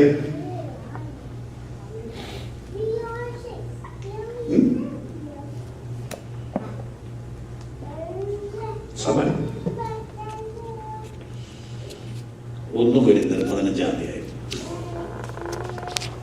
23-ാം വാക്യം. ഓരോരുത്തരും താന്താന്റെ നിലയിലത്രേ. ആദ്യ ഫലം ക്രിസ്തു, പിന്നെ ക്രിസ്തുവിനുള്ളവർ അവരവരവിങ്കൽ, പിന്നെ അവസാനം. അന്ന് അതായത് മനുഷ്യ ഉയർപ്പിനെ സംബന്ധിച്ച് പറയുന്നതാണ് 1 കൊരിന്ത്യർ 15-ാം അധ്യായം. മൊത്തം അധ്യായം അതിനെ വിശദീകരിക്കുകയാണ്. അതിന്റെ ഓരോ വിശദീകരണം പറഞ്ഞു വരുമ്പോ അവിടെ പറയാണ് ക്രിസ്തു മരിച്ചു ഉയർത്തെഴുന്നേറ്റു, അതുകൊണ്ട് എല്ലാവരും ഉയർക്കും. അത് ഓരോരുത്തരും താന്താന്റെ നിരയിലെത്ര. ഓരോരുത്തർക്കും ഓരോ നിരയുണ്ട്. എന്താണ് നിര? ആദ്യ ഫലം ക്രിസ്തു. മരിച്ചവരിൽ ആദ്യം ഉയർത്തെഴുന്നേറ്റത് ക്രിസ്തു. പിന്നെ അടുത്തത് ക്രിസ്തുവിനുള്ളവർ അവന്റെ വരവിങ്കൽ. അത് 2ാം വിഭാഗം. ക്രിസ്തുവിനുള്ളവർ അവന്റെ വരവിങ്കൽ, പിന്നെ അവസാനം. അപ്പൊ അങ്ങനെ 3 വകുപ്പാണ്. 3 വകുപ്പ് എന്ന് പറഞ്ഞാൽ പ്രധാനമായും 2. ക്രിസ്തു നേരത്തെ ഉയർച്ചെഴുന്നേറ്റു, പിന്നെ ക്രിസ്തുവിനുള്ളവർ, പിന്നെ അവസാനം. പ്രവൃത്തി പുസ്തകം 14-ാം അധ്യായത്തിൽ 24-ാം അധ്യായത്തിന്റെ 15-ാം വാക്യമാവണം. Exodus, acts 24:15. ദൈവത്തോടും മനുഷ്യരോടും കുറ്റമില്ലാത്ത മനസ്സാക്ഷി എല്ലായ്പ്പോഴും ഉണ്ടായിരിക്കുവാൻ 24-15 അതാണോ? നീതിമാന്മാരുടെയും നീതി കെട്ടവരുടെയും പുനരുത്ഥാനം ഉണ്ടാകും എന്ന് ഇവർ കാത്തിരിക്കുന്നത് പോലെ ഞാനും ദൈവത്തിങ്കൽ ആശ വച്ചിരിക്കുന്നു. രണ്ട് പുനരുത്ഥാനം, നീതിമാന്മാരുടെ പുനരുത്ഥാനം, നീതി കെട്ടവരുടെ പുനരുത്ഥാനം. യോഹന്നാന്റെ സുവിശേഷം 5-ാം അധ്യായം 28-ാം വാക്യം 29-ാം വാക്യം. ഇതിൽ ആശ്ചര്യപ്പെടരുത്. വാക്യം പറഞ്ഞോളൂ. കല്ലറകളുള്ളവരെല്ലാം അവന്റെ ശബ്ദം കേട്ട് നന്മ ചെയ്യുന്നവർ ജീവനായും തിന്മ ചെയ്യുന്നവർ ന്യായവിധിക്കായും പുനരുത്ഥാനം ചെയ്യുവാണ് നാഴിക വരുന്നു, ഇപ്പോൾ വന്നു ഇരിക്കുന്നു. അപ്പൊ രണ്ട് പുനരുത്ഥാനം, നീതിമാന്റെ പുനരുത്ഥാനം, നീതി കെട്ടവന്റെ പുനരുത്ഥാനം. ഇവിടെ സംഭവിച്ചിരിക്കുന്ന കാര്യം അവിടെ പറഞ്ഞതുപോലെ ആദ്യ ഫലം ക്രിസ്തു, പിന്നെ ക്രിസ്തുവിനുള്ളവർ അവന്റെ വരവിങ്കൽ. ആദ്യ ഫലം എന്ന് പറഞ്ഞാൽ കൊയ്ത്ത് ചൂണ്ടിക്കാണിക്കുന്നതാണ്. പണ്ട് ആദ്യത്തെ കറ്റ കൊണ്ടുവന്ന് ദൈവത്തിന്റെ സന്നിധി കൊടുക്കണമായിരുന്നു. ആദ്യത്തെ കൊയ്ത്ത് താൻ തിന്നാൻ പാടില്ല, താൻ ഉപയോഗിക്കാൻ പാടില്ല, ദൈവത്തിന്റെ സന്നിധി കൊണ്ടുവരണം. അത് ചൂണ്ടിക്കാണിച്ചൊരു കാര്യം ഇതാണ്, ആദ്യത്തെ കറ്റ കൊയ്താൽ അതിന്റെ അർത്ഥം ബാക്കി കറ്റകൾ കൊയ്ത്തു തുടങ്ങി, ബാക്കി കറ്റകൾ കൊയ്യും. പാകമാകുമ്പോ കറ്റ കൊയ്യും. അപ്പൊ ഇന്നത്തെ കാലത്ത് ഒന്നിച്ച് വിതയ്ക്കാം, ഒന്നിച്ച് കൊയ്യാം, അങ്ങനെയുള്ള മെഷീനറി സൗകര്യങ്ങളുണ്ട്. പണ്ടങ്ങനല്ല, ഒരുത്തർ 100 പറ കണ്ണം ഉണ്ടെങ്കിൽ ഒന്നിച്ച് വിതയ്ക്കാൻ പറ്റും? ഇല്ലല്ലോ. പല ദിവസമായിട്ടല്ലേ വിതയ്ക്കുന്നത്. കൊയ്യുന്നതും ഒറ്റയടി കൊയ്യാൻ പറ്റുമോ? നിങ്ങൾ കണ്ടിട്ടില്ലേ? എല്ലാ കണ്ട പാടങ്ങളും ഒരുപോലെ പാകമാകുമോ? ചെറുത് പഴുക്കും, ചെറുത് പഴുത്ത് കാണുകയില്ല. അപ്പൊ എന്ത് ചെയ്യും? എല്ലാം കൂടെ പഴുക്കട്ടെന്ന് പറഞ്ഞ് നിർത്തിയേക്കുമോ? ഇല്ലല്ലോ. പാകമാകുന്നത് കൊയ്തെടുക്കുന്നതല്ലേ കൃഷിയുടെ സമ്പ്രദായം. അത് തന്നെ ഇവിടെ വന്നപ്പോ ഒരു കൂട്ടർ പാകമായി. സഭയിൽപ്പെട്ട ഈ വിശുദ്ധ ജനം യേശുവേ വരണമേ, ഞാൻ റെഡി എന്നും പറഞ്ഞ് കാത്തിരുന്നവരാണ്. ലോകത്തെ ഉപേക്ഷിച്ച്, ലോകമോഹത്തെ ഉപേക്ഷിച്ച്, ജനമോഹത്തെ ഉപേക്ഷിച്ച് കാത്തിരുന്ന ഈ വിശുദ്ധ ജനം യേശു വരുന്നതായിരുന്ന ആവേശം വേറൊന്നും അവർക്ക് അത്രയും പ്രധാനമല്ല. The most important thing in their life, Jesus, I love you so much. Come on, Jesus, I want to come with you. I love you.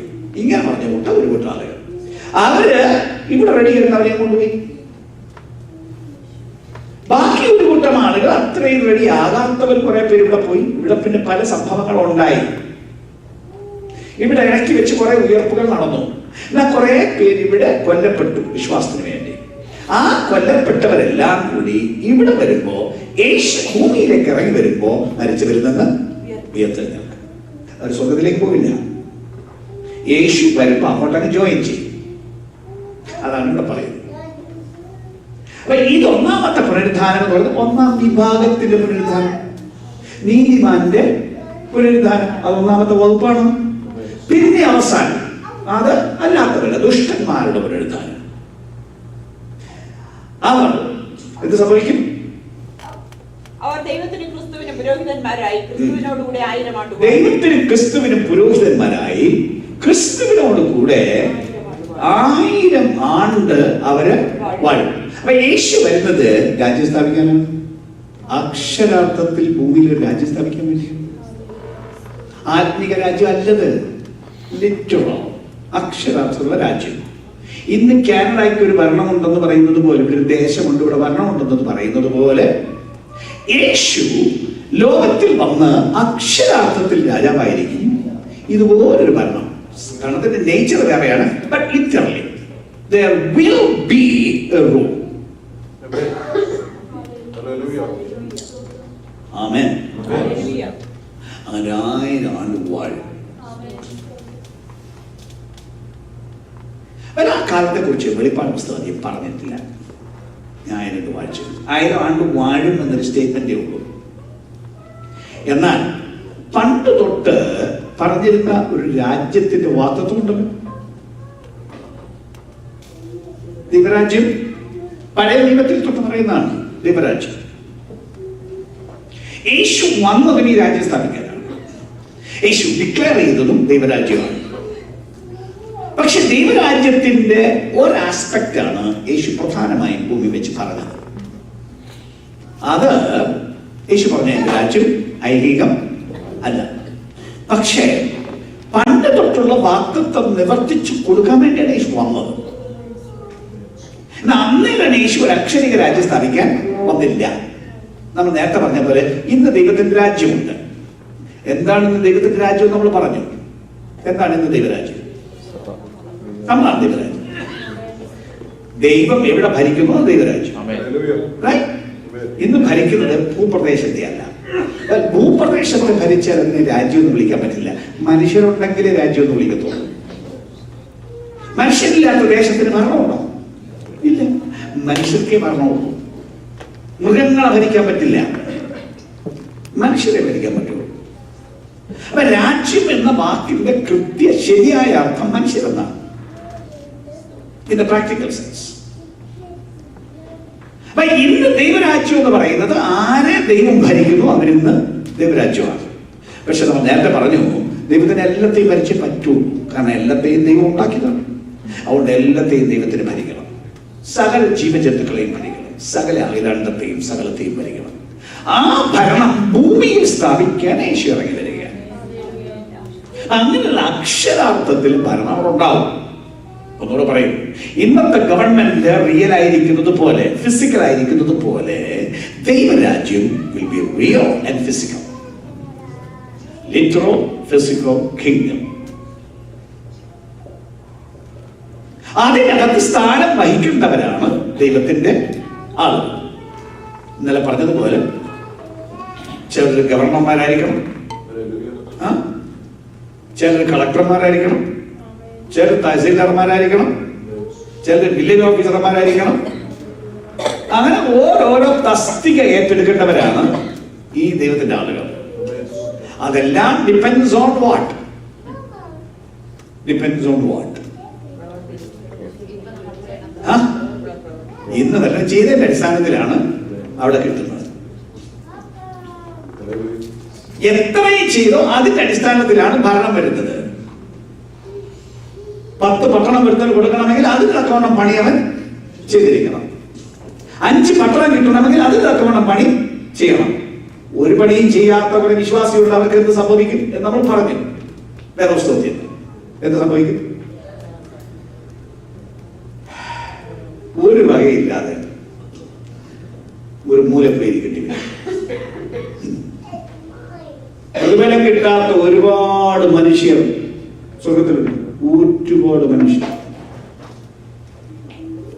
പ്രതിഫലം കിട്ടുന്ന കുറെ പേരുണ്ടാവും സ്വർഗത്തിൽ.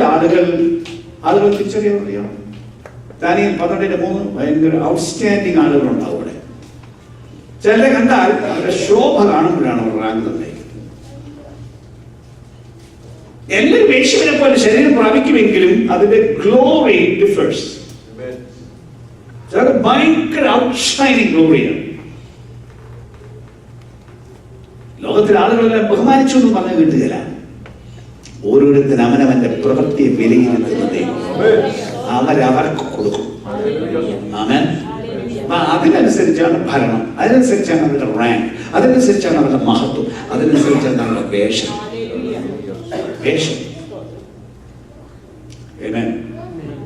നല്ല ഉടുപ്പിടാണ്. പക്ഷെ ഇവിടെ വെച്ച് തയ്പ്പിച്ച് ഉടുപ്പേ ഇടാൻ പറ്റുള്ളൂ. ഇവിടെ വെച്ച് തയ്പ്പിച്ച് ഉടുപ്പിന് സീരടിച്ച് തരും ഇടാൻ, നല്ലതാണെങ്കിൽ. അല്ലെങ്കിൽ ഇടണ്ടാന്ന് പറയും. നിങ്ങളായിരിക്കും ഞാൻ എന്നാ പറയുന്നത്. വെളിപ്പാട് പുസ്തകം 19 ആദ്യം 8-ാം വാക്യം, 7-ാം വാക്യം 8-ാം വാക്യം. കുഞ്ഞാടിന്റെ കല്യാണം വന്നുമല്ല, അവന്റെ കാന്തയും തന്നെത്താൻ ഒരുക്കിയിരിക്കും.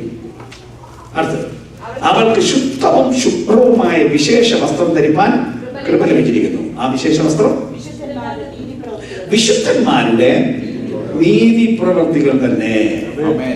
സ്തോത്രം. അത് കത്തോലിക്കരുടെ ഉപദേശമല്ല. ആളുകൾ ധരിക്കുന്നത് അങ്ങനെ നന്മ പ്രവൃത്തി എന്നെല്ലാം പറഞ്ഞാൽ ആ കത്തോലിക്കർ കൊടുക്കണം. നമുക്കെല്ലാം സ്തോത്രം, ഹല്ലേലൂയ, രക്ഷിക്കുന്നു, ഹല്ലേലൂയ. അത്രയും തീർന്നില്ലാന്നേ.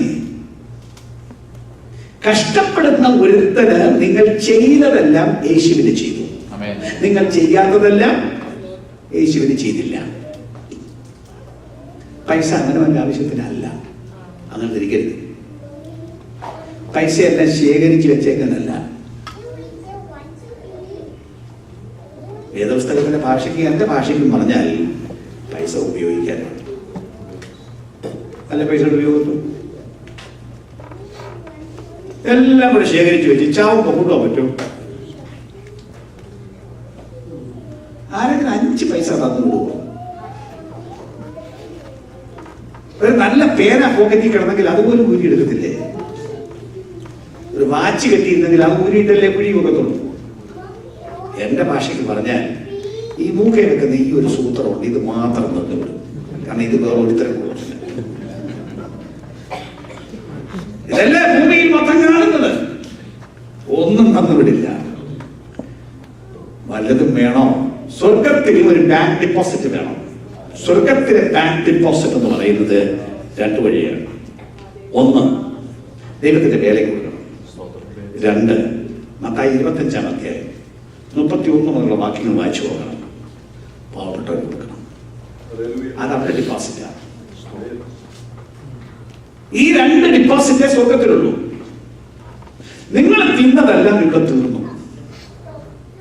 നിങ്ങൾ കൂടിയ വസ്ത്രം ധരിച്ചതും ഇഷ്ടം പോലെ വാരിക്കൂട്ടിയതും ഇടാൻ മേലാതെ വണ്ണം വാരിക്കൂട്ടിയതും ഇവിടെ തീർന്നു. പിള്ളേരെ പഠിപ്പിക്കാൻ കണ്ടമാണ് കാശ് മുടക്കിയതും ഇവിടെ തീർന്നു. പിള്ളേരുടെ കല്യാണത്തിന് നിങ്ങൾ വലിയ കെട്ടിക്കാറായിരത്തിട്ട് അടിപൊളി ചെലവാക്കിയതും ഇവിടെ തീർന്നു. ഇതെല്ലാം ഇവിടെ തീരും. ബാങ്ക് ഡിപ്പോസിറ്റ് അവിടെ വേണമെങ്കിൽ 1, ദൈവത്തിന്റെ വേലയ്ക്ക് കൊടുക്കണം. 2, പാവപ്പെട്ടവരെ സഹായിക്കാൻ ദൈവം വേറെ വഴി ഉണ്ടാക്കിയിട്ടില്ല. ദൈവത്തിന്റെ കൈ നിങ്ങളാണ്. ദൈവത്തിന് വേറെ കൈയില്ല.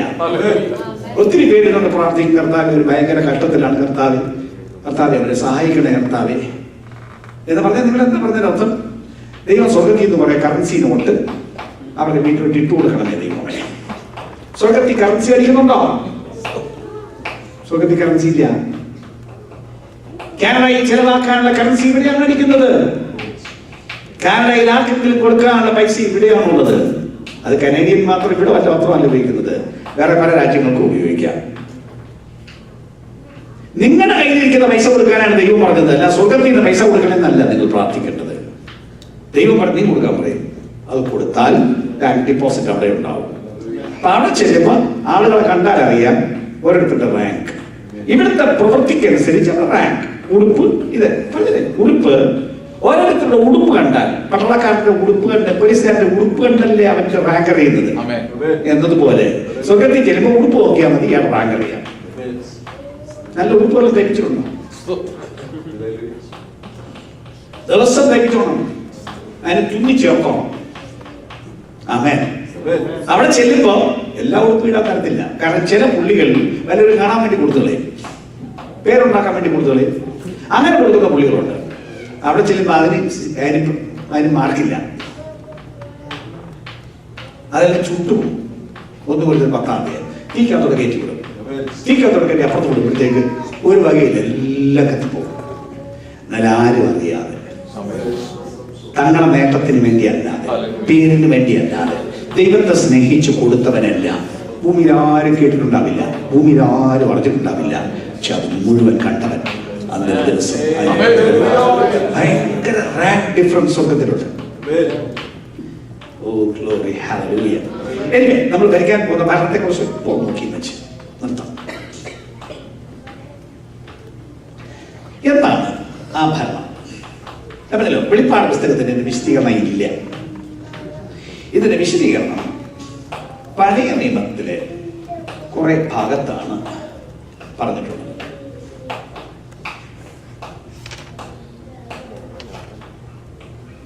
എല്ലാ വാക്യങ്ങളൊന്നും വായിക്കാൻ നേരമില്ല. ഒന്ന് കേൾക്കാനുള്ള നേരമേണോ? ഉണ്ടോ? അതിനകത്തുണ്ടോ? I don't know. The millennial reign of Christ ഉണ്ടോ? അതാഴവും 20-ാം അധ്യായം അവിടെ നല്ല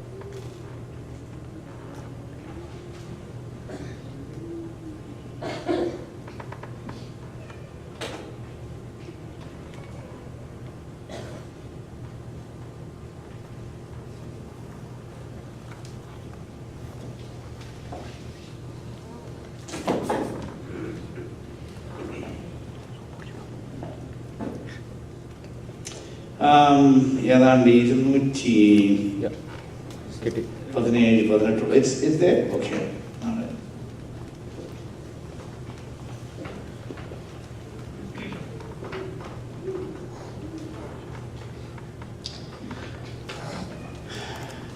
This is going to be a literal kingdom. Amen. Just as there is a kingdom now, there were kingdoms in the past, this is going to be literal. Daniel പ്രവചനം 2:44-45 വരെ എന്താ പറഞ്ഞറിയോ? കുറേ രാജ്യങ്ങളുടെ കാര്യമെല്ലാം കാണിച്ച് ദാനിയേലിന് ദർശനം കൊടുത്തു.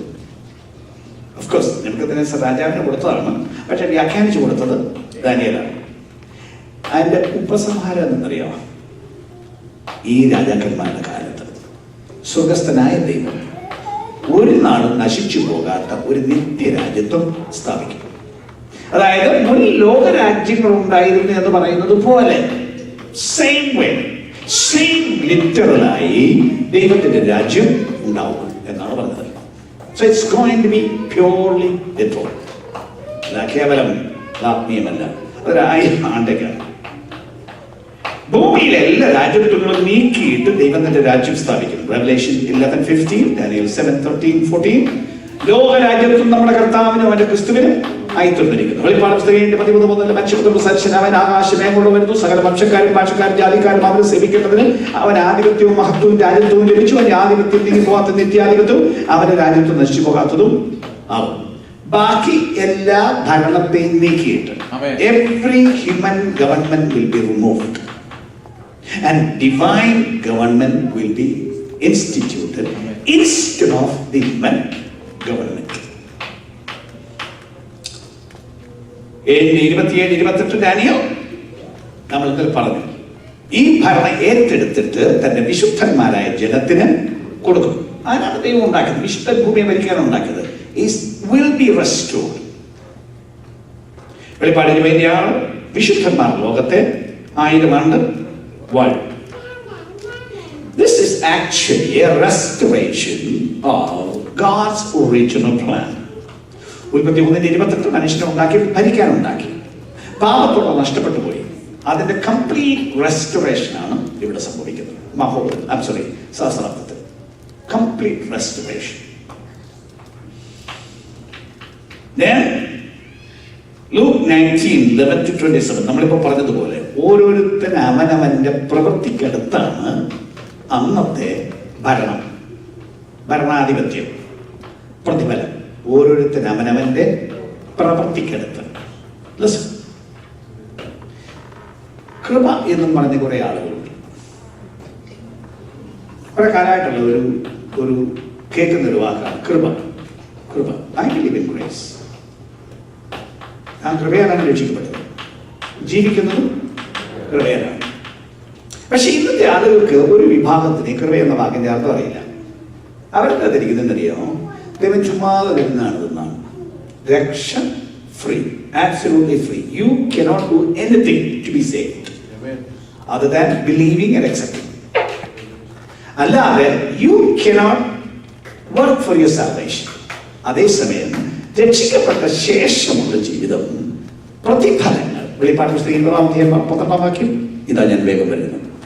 ഓരോരുത്തന് അവനവന്റെ പ്രവൃത്തിക്ക് തക്കവണ്ണം കൊടുക്കേണ്ടതിന് പ്രതിഫലം അവന്റെ പക്കൽ ഉണ്ട്.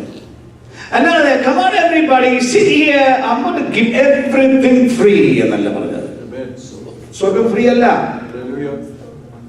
സ്വർഗത്തിൽ പോണോ? അതിനൊക്കെ തയ്യാറായെങ്കിലും പോകും. അല്ല, സ്വർഗത്തിൽ പോവില്ല. സ്വർഗത്തിൽ അധികാരം വേണമോ? That's according to your work. All right. So it's not grace, it's reward. Salvation is free. God's power now is free. Christian life is grace. Grace means what, you know? The power to live Christian life is given you free. That power is free, but you must receive it. That's grace. All right.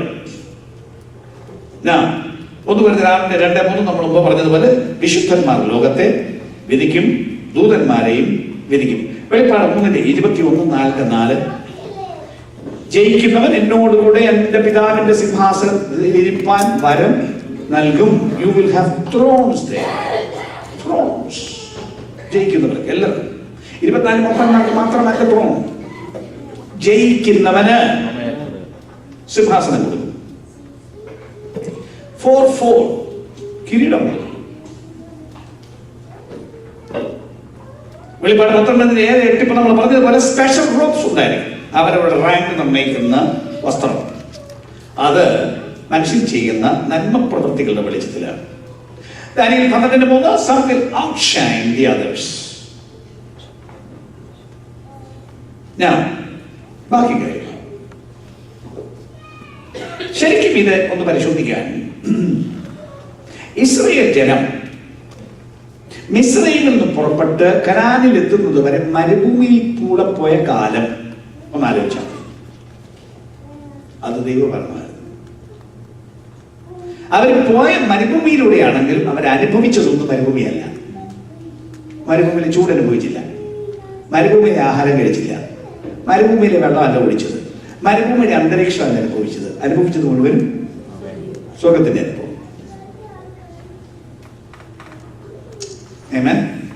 എന്ത് സംഭവിക്കും? മീഖ 4:7 യഹോവ സിയോനിൽ രാജാവായിരിക്കും.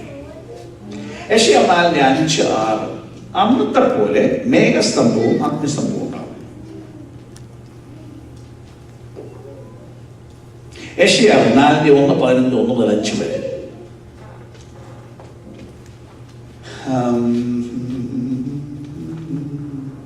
Malayalam The branch. ഇശായിയുടെ കുറ്റിയിൽ നിന്നൊരു മുള പൊട്ടിപ്പറിക്കും.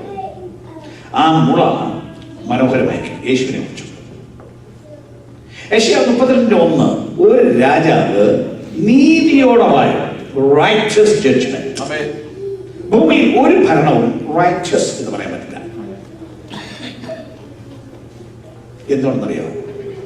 ഇപ്പൊ കോടതിയിൽ ഒരു വിധി പുറപ്പെടുവിക്കുന്നു. കോടതി ഒരു വിധി പുറപ്പെടുവിക്കുന്ന എന്തിന്റെ വെളിച്ചത്തിലാണ്? ലഭിച്ച തെളിവിന്റെ വെളിച്ചത്തിൽ. You cannot say that it is ultimately right. കാരണം ന്യായാധിപൻ ചെയ്യാൻ പറ്റില്ല. ന്യായാധിപൻ അദ്ദേഹത്തിന്റെ മുമ്പാകെ കൊണ്ടുവന്ന തെളിവുകൾ പരിശോധിച്ച് അതിന്റെ വെളിച്ചത്തിൽ വിധിക്കാൻ പറ്റും. അതുകൊണ്ട് അൾട്ടിമേറ്റ്ലി റൈറ്റ് ആണെന്ന് പറയാൻ പറ്റില്ല. തെറ്റാണെന്നല്ല ഞാൻ പറഞ്ഞതിന്റെ അർത്ഥം. But ultimately, because he doesn't know. അതേസമയം നമ്മുടെ ദൈവത്തിന് സകലവും ഉള്ളത് പറയും. അവിടുത്തെ മുമ്പാകെ ആരും ഒരു തെളിവും നടത്തണ്ട. ഇന്നത്തെ ലോകം തന്നെ പരിശോധിച്ചു നോക്കൂ. നിങ്ങൾ ഫോൺ വിളിച്ചത് മുഴുവനും എവിടെയോ റെക്കോർഡല്ലേ? അല്ലേ? ചെയ്തു പോയ സകല മെയിലും റെക്കോർഡല്ലേ? നിങ്ങളുടെ സിസ്റ്റത്തിൽ നിന്ന് ഡിലീറ്റ് ചെയ്ത് കളയാവുന്നല്ലേ ഉള്ളൂ, അല്ലേ? ഇത് അവിടെ കിടക്കല്ലേ? ഇവിടുത്തെ മനുഷ്യൻ ഇന്നത്തെ കാലത്ത് ഇത്രയും സംവിധാനം ഉണ്ടാക്കാമെങ്കിൽ നമ്മുടെ ദൈവത്തിന്റെ പണ്ടത്തെ സിസ്റ്റത്തിൽ തന്നെ ഇവിടെ പറഞ്ഞത് മുഴുവൻ ഈ അന്തരീക്ഷത്തിലുണ്ടെന്നും അത് മുഴുവൻ റെക്കോർഡഡ് ആണെന്നും പറഞ്ഞാൽ ഇന്നത്തെ മനുഷ്യൻ എങ്ങനെയാ തള്ളിക്കളയുന്നത്? പണ്ടത്തെ മനുഷ്യൻ കൊള്ളാമേ. With the modern technology, with all the developments that you find here in the world today, I would say എനിക്ക് വേദപുസ്തകം ഇന്ന് പ്രസംഗിക്കാൻ പണ്ടത്തേനേക്കാൾ കൂടുതൽ സൗകര്യമാണ്. Because I can prove more things. When I started, ഞാൻ വെളിപ്പാട് പുസ്തകം 1975 പഠിപ്പിക്കാൻ തുടങ്ങിയതാണ്. അന്ന് ഈ പുസ്തകത്തിലെ പല കാര്യവും പറഞ്ഞു പഠിപ്പിക്കാൻ പറ്റത്തില്ല. കാരണം പറയാനുള്ള ഉദാഹരണങ്ങളില്ല. സ്തോത്രം. ഉദാഹരണത്തിന് അന്ന് രണ്ടുപേരും മരിക്കും, അവരുടെ ശവം കിടക്കും, അവിടെ തറ കിടക്കും, ലോകത്തിലെല്ലാ മനുഷ്യരും കാണും എന്നൊക്കെ പറഞ്ഞാൽ പണ്ട് ഞങ്ങൾ പറഞ്ഞത് എന്താണ്? ആദ്യം ഞങ്ങളൊക്കെ പറഞ്ഞുകൊണ്ടിരുന്നത് അതൊരു കോസ്മോപൊളിറ്റൻ സിറ്റിയാവും, എല്ലാ ദേശത്തു നിന്നുള്ള മനുഷ്യരവിടെ ഉണ്ടാവും, അവർ വന്ന് കാണും എന്ന് ഞങ്ങൾക്ക് പറയാൻ പറ്റുള്ളൂ. കാരണം വേറെ സംവിധാനം ഇല്ല പറഞ്ഞു കൊടുക്കാൻ. ഇന്നും എന്തെങ്കിലും ഒരു സംഭവം ഉണ്ടായാൽ ഇനി ക്യാമറാമാൻ വരണ്ടല്ലോ, നിങ്ങളുടെ കയ്യിലിരിക്കുന്ന സൂത്രം അപ്പോഴേ പിടിച്ചില്ലേ? ഫോണേ അപ്പൊ തന്നെ പിടിച്ചില്ലേ? അപ്പോഴത്തേക്ക് പോയില്ലേ? ലോകം മുഴുവൻ ഇരിക്കുന്ന ഇരിപ്പ് അപ്പോഴത്തേക്ക് വാട്സപ്പിൽ വിട്ടു കഴിഞ്ഞില്ലേ? ഇനി നാളത്തെ ലോകത്തിൽ എന്താ ഉണ്ടാകുമ്പോൾ എന്ന് ആർക്കറിയാം? അപ്പൊ ഇന്ന് സുവിശേഷം പ്രസംഗിക്കാൻ ഞങ്ങൾക്ക് കൂടുതൽ സൗകര്യമായി. കാലം കഴിഞ്ഞപ്പോൾ ഞങ്ങൾക്ക് നാണിക്കേണ്ടി വന്നില്ല. ഈ പുസ്തകം പറയുന്നവൻ തലയിൽ താഴ്ത്തി നടക്കേണ്ടി വന്നില്ല. വേണ്ടാത്ത വ്യാഖ്യാനം പറഞ്ഞവൻ നാണിക്കേണ്ടി വന്നിട്ടുണ്ട്. പക്ഷെ പുസ്തകം പറയുന്നത് പോലെ കൃത്യം പറഞ്ഞവൻ അന്തസ്സോടെ നമ്മൾ സുവിശേഷം.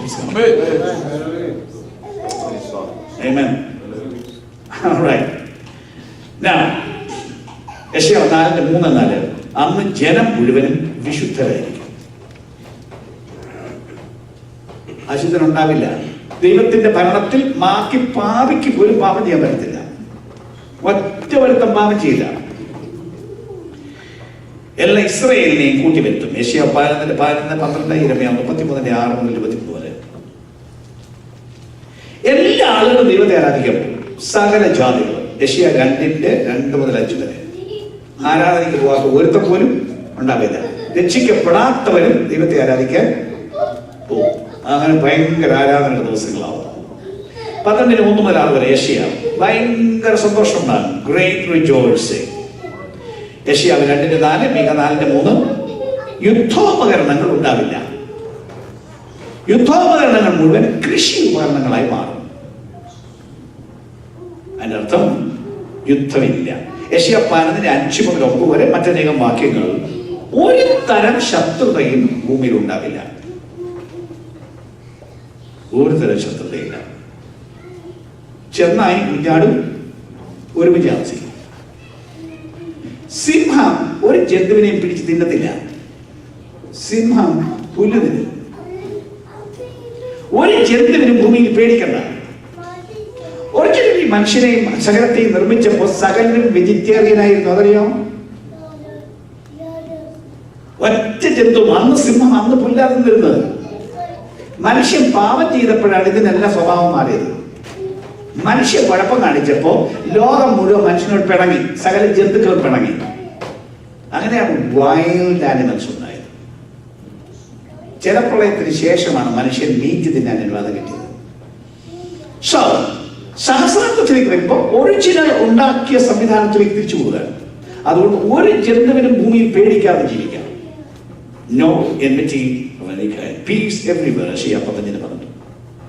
യെശയ്യാ 15:13 ഭൂമിയുടെ സകല ശാപവും മാറിപ്പോകും. അന്നവിടെ മുള്ളുണ്ടാവില്ല, പറക്കാരെ ഉണ്ടാവില്ല, മരുഭൂമി ഉണ്ടാവില്ല, കൃഷിയില്ലാത്ത സ്ഥാനം ഉണ്ടാവില്ല. Every curse will be removed. ജനത്തിന്മേലുള്ള എല്ലാ ശാപവും മാറിപ്പോകും. യെശയ്യാ 65:21-23. യെശയ്യാ 25:8 മരണം ഉണ്ടാവില്ല. പാപത്തിന്റെ ഏറ്റവും വലിയ ഫലമായിരുന്നല്ലോ മരണം. പിന്നെ അന്നത്തെ കാലത്ത് രക്ഷിക്കപ്പെടാത്തവനും മരിക്കില്ല എന്ന് പറയണ്ട,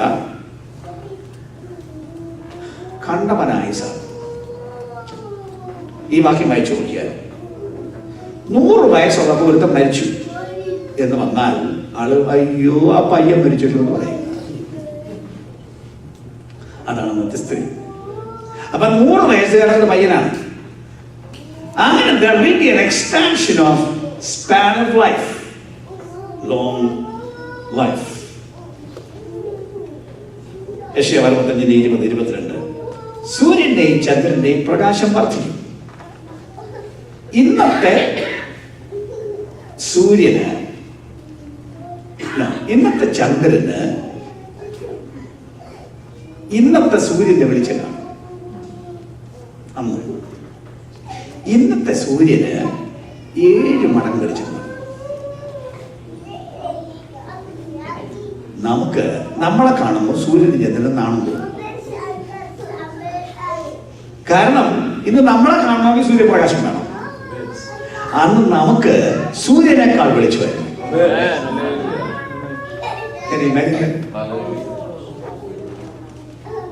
അതുകൊണ്ട് അവർ നമ്മളെ കാണുമ്പോൾ നാണിച്ചിരിക്കും. യെശയ്യാ 30:26, യെശയ്യാ 24:23, യെശയ്യാ 35:5-10 വരെ വായിച്ചാൽ ഒരു തരം അംഗവൈകല്യം ഉണ്ടാവില്ല. എല്ലാ അംഗവൈകല്യങ്ങളും മാറിപ്പോകും. മുടന്തൻ മാനിനെ പോലെ ചാടും. വർത്തമാനം പറയാത്തവൻ വർത്തമാനം പറയും. ഭൂമിയിൽ ഒരൊറ്റ അംഗവൈകല്യക്കാരൻ അന്നത്തെ കാലത്ത് ഉണ്ടാവില്ല. എല്ലാത്തിനും പരിഹാരം ഉണ്ടാവും. 35:6-7 വരെ കൃഷിയില്ലാത്തൊരു സ്ഥലം ഉണ്ടാവില്ല, വരൾച്ചയുടെ ദേശമില്ല, മരുഭൂമിയില്ല. 35:8 വലിയ ഹൈവേ ഉണ്ടാവും. എല്ലായിടത്തും വലിയ വലിയ ഹൈവേയാണ്. കൊച്ചു റോഡില്ല നമ്മുടെ ഭരണകാലത്ത്. Everywhere big highway, no traffic, big highway. സ്തോത്രം. പക്ഷെ ഒരു കാര്യം, വിഷ്ണന്മാർക്ക് അതിനെ പോകാൻ പറ്റുള്ളൂ, അല്ലാത്ത ആർക്കും അവിടെ പ്രവേശനമില്ല. അങ്ങനത്തെ വഴിയാണ്. 35:8 സകല ജ്ഞാനത്തിന്റെ പരിമിതികളും നീങ്ങും. നിങ്ങൾക്കറിയാൻ മേലാത്ത കാര്യം ഉണ്ടാവില്ല. ഇതാണ് നമ്മുടെ ഭരണകാലത്തെ നമ്മുടെ സ്ഥിതി മാത്രമല്ല, നാടിന്റെ മൊത്തം സ്ഥിതി ഇതാണ്. അങ്ങനെ ഒരു ഭരണമേക്കാൻ വേണ്ടി ദൈവം നമ്മളെ വിളിച്ചിരിക്കുന്നു. ഹല്ലേലൂയ. ആമേൻ. സോ ഇന്ന് രാത്രി ഒന്നുകൂടെ പറയുന്നു, get ready, get ready to reign with Christ. He's going to come. He's going to take us. Amen.